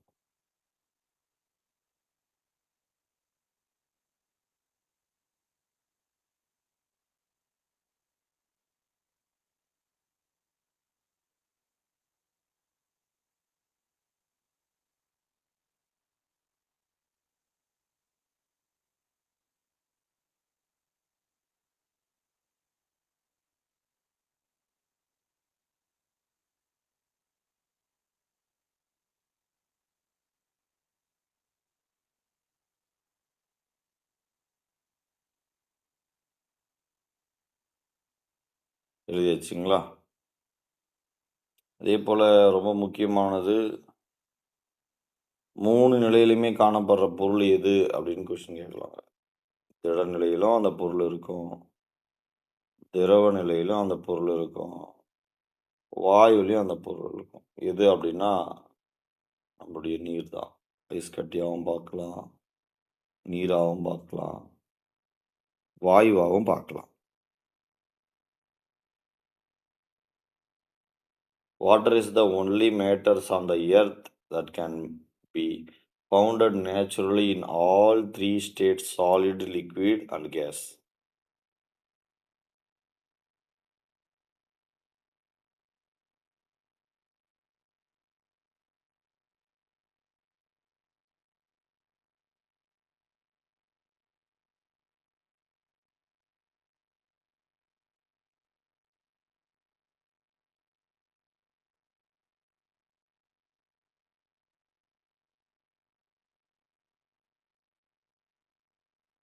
சரி, கவனிக்கலாங்களா?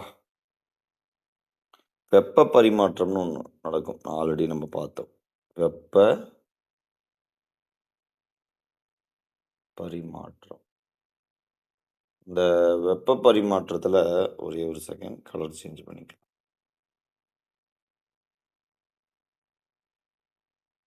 இந்த வெப்ப பரிமாற்றத்துல என்ன அப்படின்னு நம்ம பார்க்கும்போது, மொத்தமா ஒரு 3 செயல்முறை இருக்கு. ஒண்ணு வெப்ப கடத்தல்.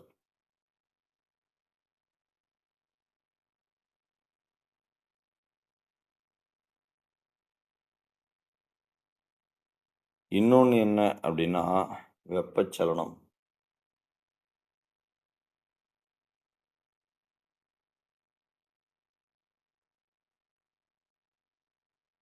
வெப்ப கதிர்வீச்சு.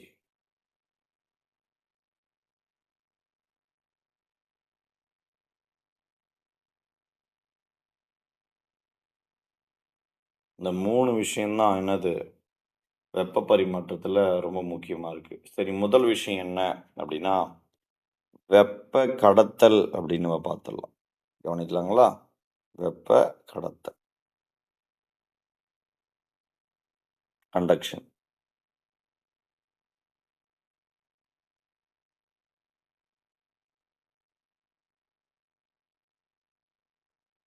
வெப்ப கடத்தல். ஒருத்தனை கடத்துறோன்னா அப்படியே, "வாடா மச்சான் உட்கார்றா வண்டியில போலாம்" அப்படின்ற மாரியா கூட்டின்னு வருவோம். கைய காலெல்லாம் கட்டி போட்டு எந்த அசைவும் இல்லாம தானே கூட்டிட்டு வரும் இயக்கமின்றி. அது போல தான்.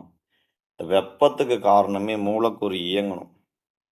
அப்போ இந்த இடத்துல மூலக்கூறு இயங்கிட்டு இருக்கு அப்படின்னு பார்க்கும்போது, இங்கிருந்து அந்த இயக்கம் எதுவுமே இயங்கிட்டு இருக்கு, என்ன இயங்கிச்சோ அதே அளவுக்கு அப்படியே கூட்டின்னு போயிட்டு, இங்க எடுத்துன்னு போயிட்டு வச்சிரும். இந்த இடத்துல கடத்தும்போது, இந்த இடத்துல மூலக்கூறு எந்த இயக்கமும் இருக்காது. இங்க இயங்கிட்டு இருக்கிறத அப்படியே கடத்தின்னு போய் இங்க விட்டுறது. அப்ப என்ன சொல்லலாம் அப்படின்னு பார்க்கும்போது, மூலக்கூறு இயக்கமின்றி மூலக்கூறு இயக்கமின்றி ஒரு இடத்திலிருந்து இன்னொரு இடத்துக்கு பரிமாற்றப்படுறது. அப்போ வெப்பம்னாலே எதிலிருந்து எதுலுக்கு தான் வரும்? ஹையிலிருந்து லோவுக்கு தான் வரும். இப்படி உயர்ந்த வெப்பநிலையிலிருந்து குறைந்த வெப்பநிலைக்கு எவ்விதமான மூலக்கூறு இயக்கமின்றி பரிமாற்றப்படும் நிகழ்வுக்கு என்னது? வெப்ப கடத்தல் நம்ம சொல்றோம். சரிங்களா? எழுதிக்கலாம். வெப்ப பரிமாற்றத்துல வெப்ப கடத்தல்.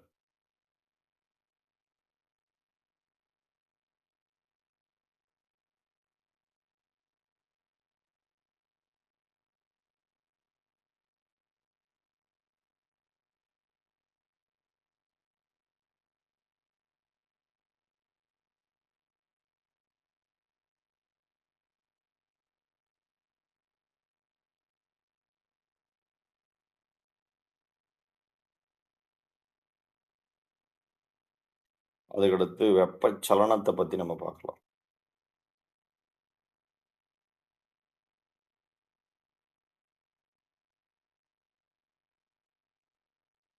வெப்பச்சலனம்னா ஒண்ணும் கிடையாது. கன்வெக்ஷன் நம்ம சொல்லுவோம்.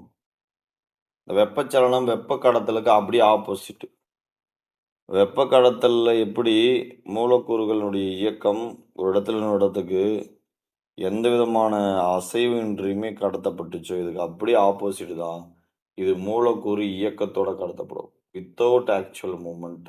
அது இது வந்து வித் ஆக்சுவல் மூவ்மெண்ட். மூலக்கூறு இயக்கத்தோட ஒரு இடத்துல இருந்து ஒரு இடத்துக்கு வெப்பம் பரிமாற்றப்பட்டுச்சுன்னா, அது வந்து என்னன்னு நம்ம சொல்றோம்? வெப்ப சலனம் அப்படின்னு நம்ம பார்க்குறோம். சரிங்களா? இப்ப எழுதிக்கலாம். வெப்பச்சலனம் சப்டைட்டில் போட்டுங்க.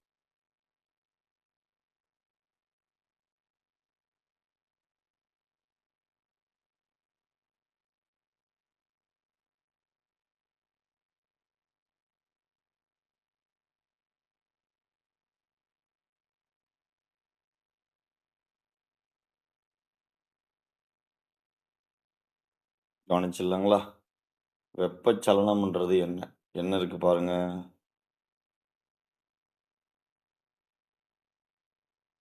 கவனிக்கலாம்.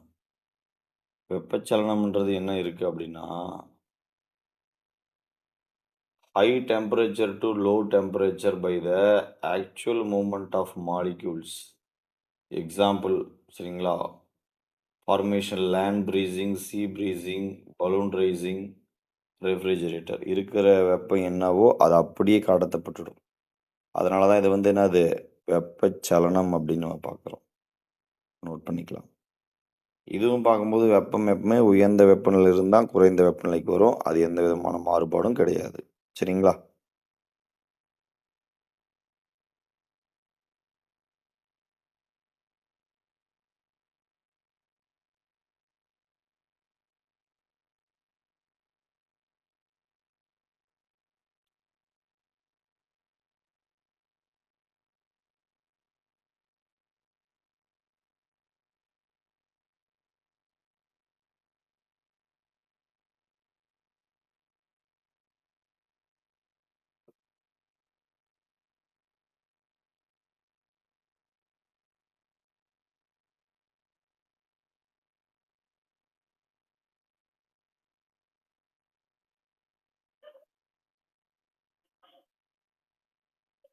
அத எடுத்து பார்த்துடலாங்களா?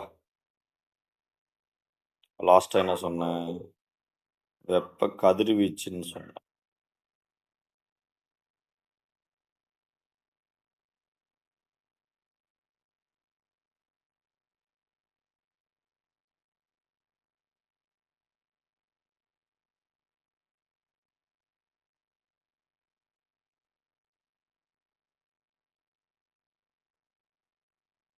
இந்த வெப்ப கதிர்வீச்சு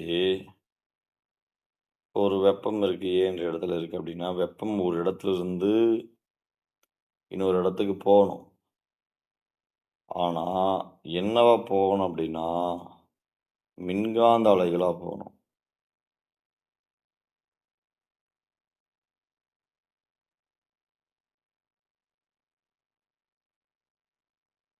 அப்படி போச்சுன்னா, இந்த நிகழ்வுக்கு பேரு வெப்ப கதிர்வீச்சுன்னு நம்ம பார்க்குறோம். சரிங்களா? அதாவது ஒன் பிளேஸ் டூ அனதர் பிளேஸ்க்கு எலக்ட்ரோ மேக்னெட்டிக் வேவா வெப்ப ஆற்றல் வந்து பரிமாற்றப்படுது அப்படின்னா, அந்த நிகழ்ச்சிக்கு வெப்ப கதிர்வீச்சு அப்படின்ற ஒரு பொருள் இருக்கு. ஸோ, அத பத்தி பார்த்துடலாங்களா? இது வந்து வெண்மை நிறம் வந்து அப்படியே ரிஃப்ளெக்ட் பண்ணிடும் வெப்ப கதிர்வீச்ச. கருப்பு கலர் வந்து அக்செப்ட் பண்ணிக்கும். Radiation is the defined as the way of heat transfer from one place to another place is the form of electromagnetic wave. Black observed, white reflected. எழுதிக்கலாம்.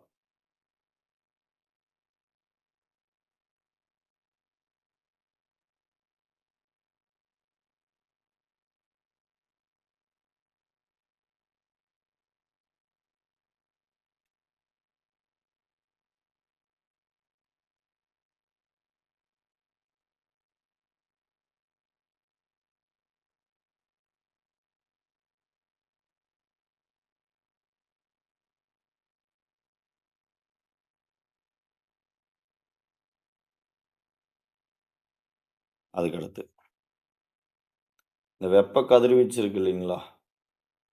வெப்பப்படுத்தும் போது என்னென்ன நிறத்தெல்லாம் உருவாக்கும் அப்படின்னா, ஃபர்ஸ்ட் கலர் வந்து சிவப்பு. 2வது கலர் என்ன அப்படின்னு பார்க்கும்போது ஆரஞ்சு. அதுக்கப்புறம் 3வது கலர் என்ன அப்படின்னா எல்லோ. கடைசியா தான் என்ன உருவாக்கும் அப்படின்னா வெள்ளை. இந்த இந்த நிறங்கள் எல்லாத்தையுமே வெளியிடும். அதான் பாருங்க. ஃபர்தர் ஹீட்டிங் சரிங்களா? Repeatedly increase the amount of radiation and its receive colour income நம்ம பார்க்குறோம். என்ன அப்படின்னு பார்க்கும்போது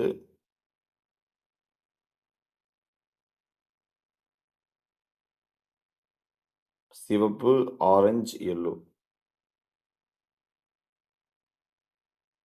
எழுதிக்கலாம்.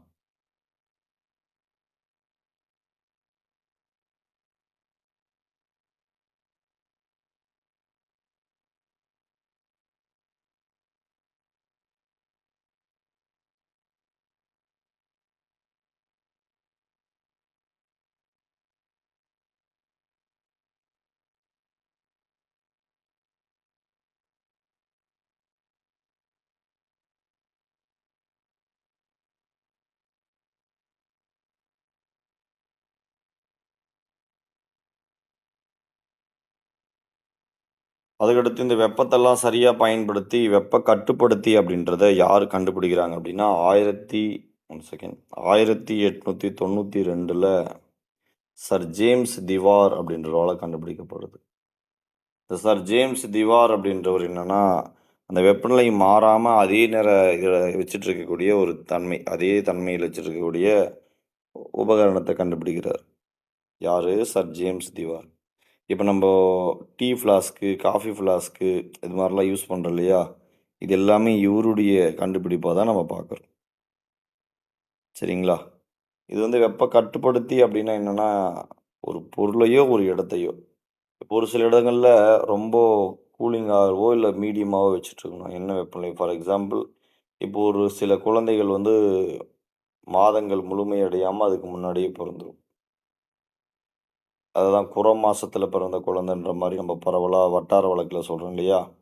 ஸோ அந்த குழந்தைகள் தாயின் கருவறையில இருந்தா என்ன கதகதப்போட இருக்கணுமோ, அதே கதகதப்போட மீண்டும் செயற்கையா வைப்பாங்க. இன்குபேட்டர் பேபீஸ் அப்படின்றது. ஸோ அது போல இருக்கக்கூடியதா இருக்கலாம்.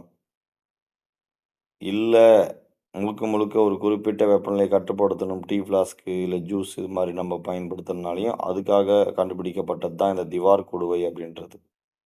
இந்த திவார் குடுவையுடைய மெக்கானிசம் என்ன அப்படின்னு நம்ம பார்க்கும்போது, நம்பர் 1 வெப்ப கதிர்வீச்சு. அதில இருக்கக்கூடிய சில்வர் கோட்டிங். வெப்ப கதிர்வீச்ச உள்ளவே மீண்டும், மீண்டும், மீண்டும், மீண்டும் ரிப்பீட் பண்றதுனால தான் அந்த சூடு வந்து அப்படியே இருக்கு. ஸோ அதோடைய பேசிக் மெக்கானிசம். ஸோ அத பத்தி நம்ம பார்த்துடலாம் வாங்க.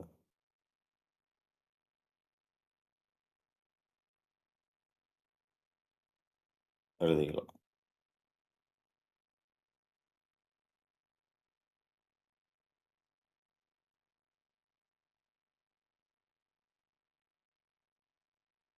எழுதியாச்சுங்களா? Next.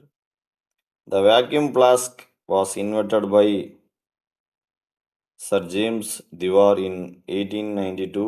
It is the honor it's called Dewar Flask, Dewar Bottle. இவர வந்து கௌரவிக்கிறதுக்காக அந்த பாட்டிலுக்கு பேரே திவார் குடுவை, வெற்றிட குடுவை அப்படின்ற பெயர் வந்து இருக்கு.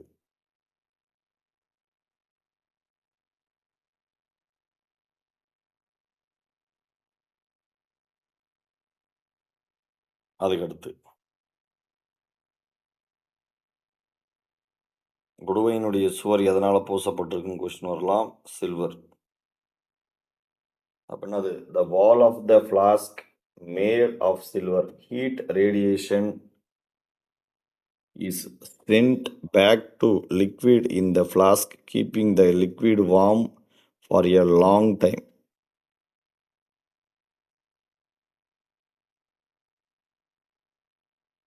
அடுத்து கலோரி மீட்டர்னா என்னன்னு நம்ம பார்த்துடலாம். இப்போ நம்ம தெர்மாமீட்டர் இருக்குனாக்கா, இப்போ ஒரு மனிதனுக்கு மேலே எடுத்துன்னு போயிட்டு வைக்கிறோம் அப்படின்னா, என்ன வெப்பநிலை இருக்கு, கரண்ட்ல என்ன வெப்பநிலை இருக்கு அப்படின்றத மட்டும் தான் கண்டுபிடிக்க முடியும். ஆனா கலோரி மீட்டர் அப்படி கிடையாது. ஒரு பொருள் ஏற்கப்பட்ட வெப்பநிலை, இழக்கப்பட்ட வெப்பநிலை. ஒரு நிமிஷம் இருங்க. வெப்பநிலை ஏற்பப்பட்டது. சரிங்களா? ஏற்பு, இழப்பு. இழக்கப்பட்டது. ஸோ இந்த 2 வெப்பநிலையும் அளக்கிறதுக்காக பயன்படக்கூடியது தான் கலோரிமீட்டர் நம்ம பார்க்குறோம். அப்ப இத பயன்படுத்துறதன் ரீசனா இத தான் கண்டுபிடிக்க முடியுமா? அப்படின்னா கிடையாது. வெப்ப ஏற்பு திறன கண்டுபிடிக்கலாம்.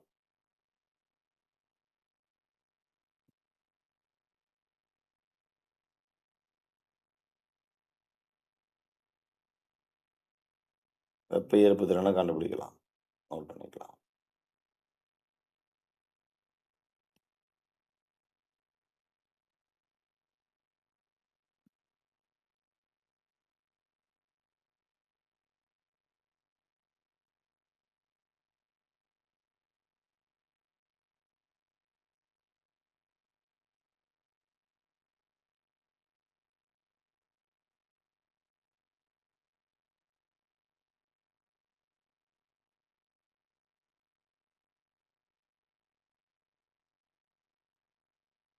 அதுக்கடுத்து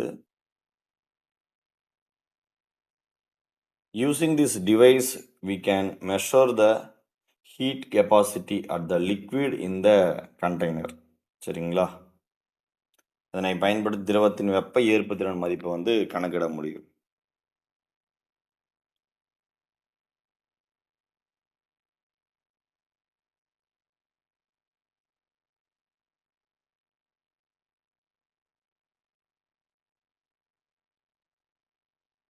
அதுக்கடுத்து வெப்ப ஏற்பு திறன்ல நம்ம எதை பத்தி இப்ப பார்க்குறோம் அப்படின்னா, அதோடைய மதிப்பையும் சேர்த்து பார்த்துடலாம் வாங்க. பார்த்துடலாங்களா? வெப்ப ஏற்புத்திறன். இதனுடைய தன்வெப்ப ஏற்புத்திறன் ஒண்ணு இருக்கு. சரிங்களா? அத பத்தி பார்த்துடலாம் வாங்க. தன்வெப்ப ஏற்புத்திறன். அதாவது இது எப்படி சொல்லுவோம் அப்படின்னா, amount of the heat energy required to the rise to temperature of 1 kilogram of a substance by 1 degree Celsius or Kelvin. 1 kilogram நீருள்ள நிறையுள்ள பொருளினுடைய வெப்பநிலையை 1 டிகிரி செல்சியஸ் இல்லைனா கெல்வினுக்கு உயர்த்துறதுக்கு ஒரு ஆற்றல் தேவையில்லையா, அந்த ஆற்றலை தான் தன்வெப்ப ஏற்புத்திறன் அப்படின்னு நம்ம பார்க்குறோம். அப்போ தன்வெப்ப ஏற்புத்திறனுடைய மதிப்பு என்ன, அதை பற்றின டீட்டெயில்ஸ் நம்ம பார்க்க போகிறோம். சரிங்களா? இது இல்லாமல் தன்வெப்ப ஏற்புத்திறனுக்குன்னு தனியாக ஒரு எஸ்ஐ யூனிட் வந்து இருக்குது. சரிங்களா? அதாவது ஸ்பெசிஃபிக் ஹீட் கெப்பாசிட்டின்னு சொல்லக்கூடியது.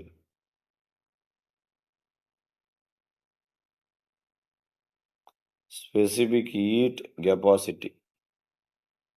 இந்த ஸ்பெசிஃபிக் ஹீட் கெப்பாசிட்டியுடைய எஸ்ஐ யூனிட் என்ன அப்படின்னு பார்க்கும்போது ஜூல், கெல்வின், கிராம் இன்வெர்ஸ்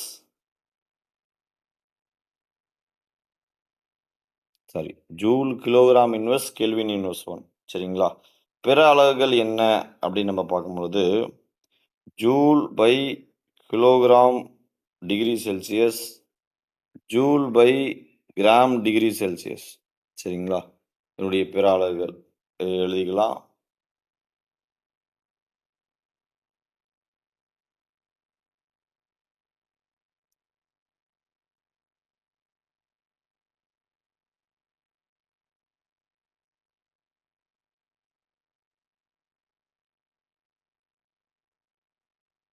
அதே போல் தன்வெப்ப ஏற்புத்திறன் அப்படின்னு பார்க்கும்போது ஒவ்வொன்றுத்துக்கும் ஒவ்வொரு வெப்ப ஏற்புத்திறன் இருக்கும். ஸோ அதை பற்றி நம்ம பார்த்துடலாம் வாங்க.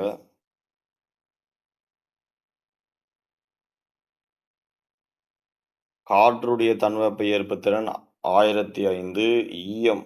லெட்டுக்கு வந்து 130, தாமிரம் காப்பருக்கு வந்து 390, எஃகு இரும்பு ஸ்டீலு சரிங்களா 450, கண்ணாடி 840, அலுமினியம் 900, மனித உடல் 3470, நீர் வந்து 4186.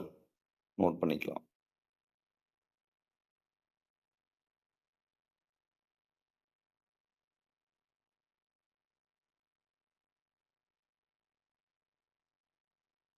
சரி.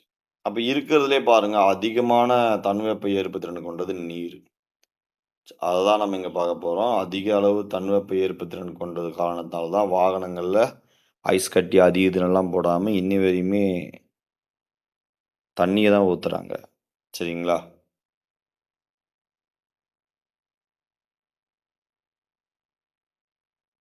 அதுக்கடுத்து அதிக வெப்ப ஏற்பு திறன் கொண்டதையும் எது அப்படின்னு பார்க்கும்போது நீர் தான். இது வந்து 1 கிலோகிராம் நீரை வந்து ஒரே 1 டிகிரி செல்சியஸ் வெப்பநிலைக்கு உயர்த்தத்துக்கு கொடுக்கப்படுகின்ற ஆற்றல் தான் வெப்ப ஏற்பு திறன். The amount of the heat energy required to the raise temperature of the body by only 1 degree Celsius. சரிங்களா? வெப்ப ஏற்பு திறன் அதிகமாக கொண்டது எதுன்னு கேட்டாலும் நீர் தான். தன் வெப்ப ஏற்பு திறன் எதுன்னு கேட்டாலும் நீர் தான். சரிங்களா? அதான் இந்த இடத்துல நம்ம பார்க்குறோம். Water has higher heat capacity. அதிக வெப்ப ஏற்பு திறனை பெற்றுள்ள ஒரே திரவம் என்னது? தண்ணி தான். இதை அடிச்சுக்கிறதுக்கு இன்ன வரையும் என்னது எதுவும் வரல. ஸோ இன்னைக்கு நம்ம பார்த்த இந்த வீடியோ தொகுப்பு உங்களுக்கு புரிஞ்சிருக்கும் அப்படின்னு நம்ம நம்புகிறோம். ஸோ தேங்க்ஸ் ஃபார் வாட்சிங் திஸ் வீடியோ. நன்றி. நம்ம சேனலை லைக் பண்ணுங்கள், சப்ஸ்கிரைப் பண்ணுங்கள், ஷேர் பண்ணுங்கள். நன்றி.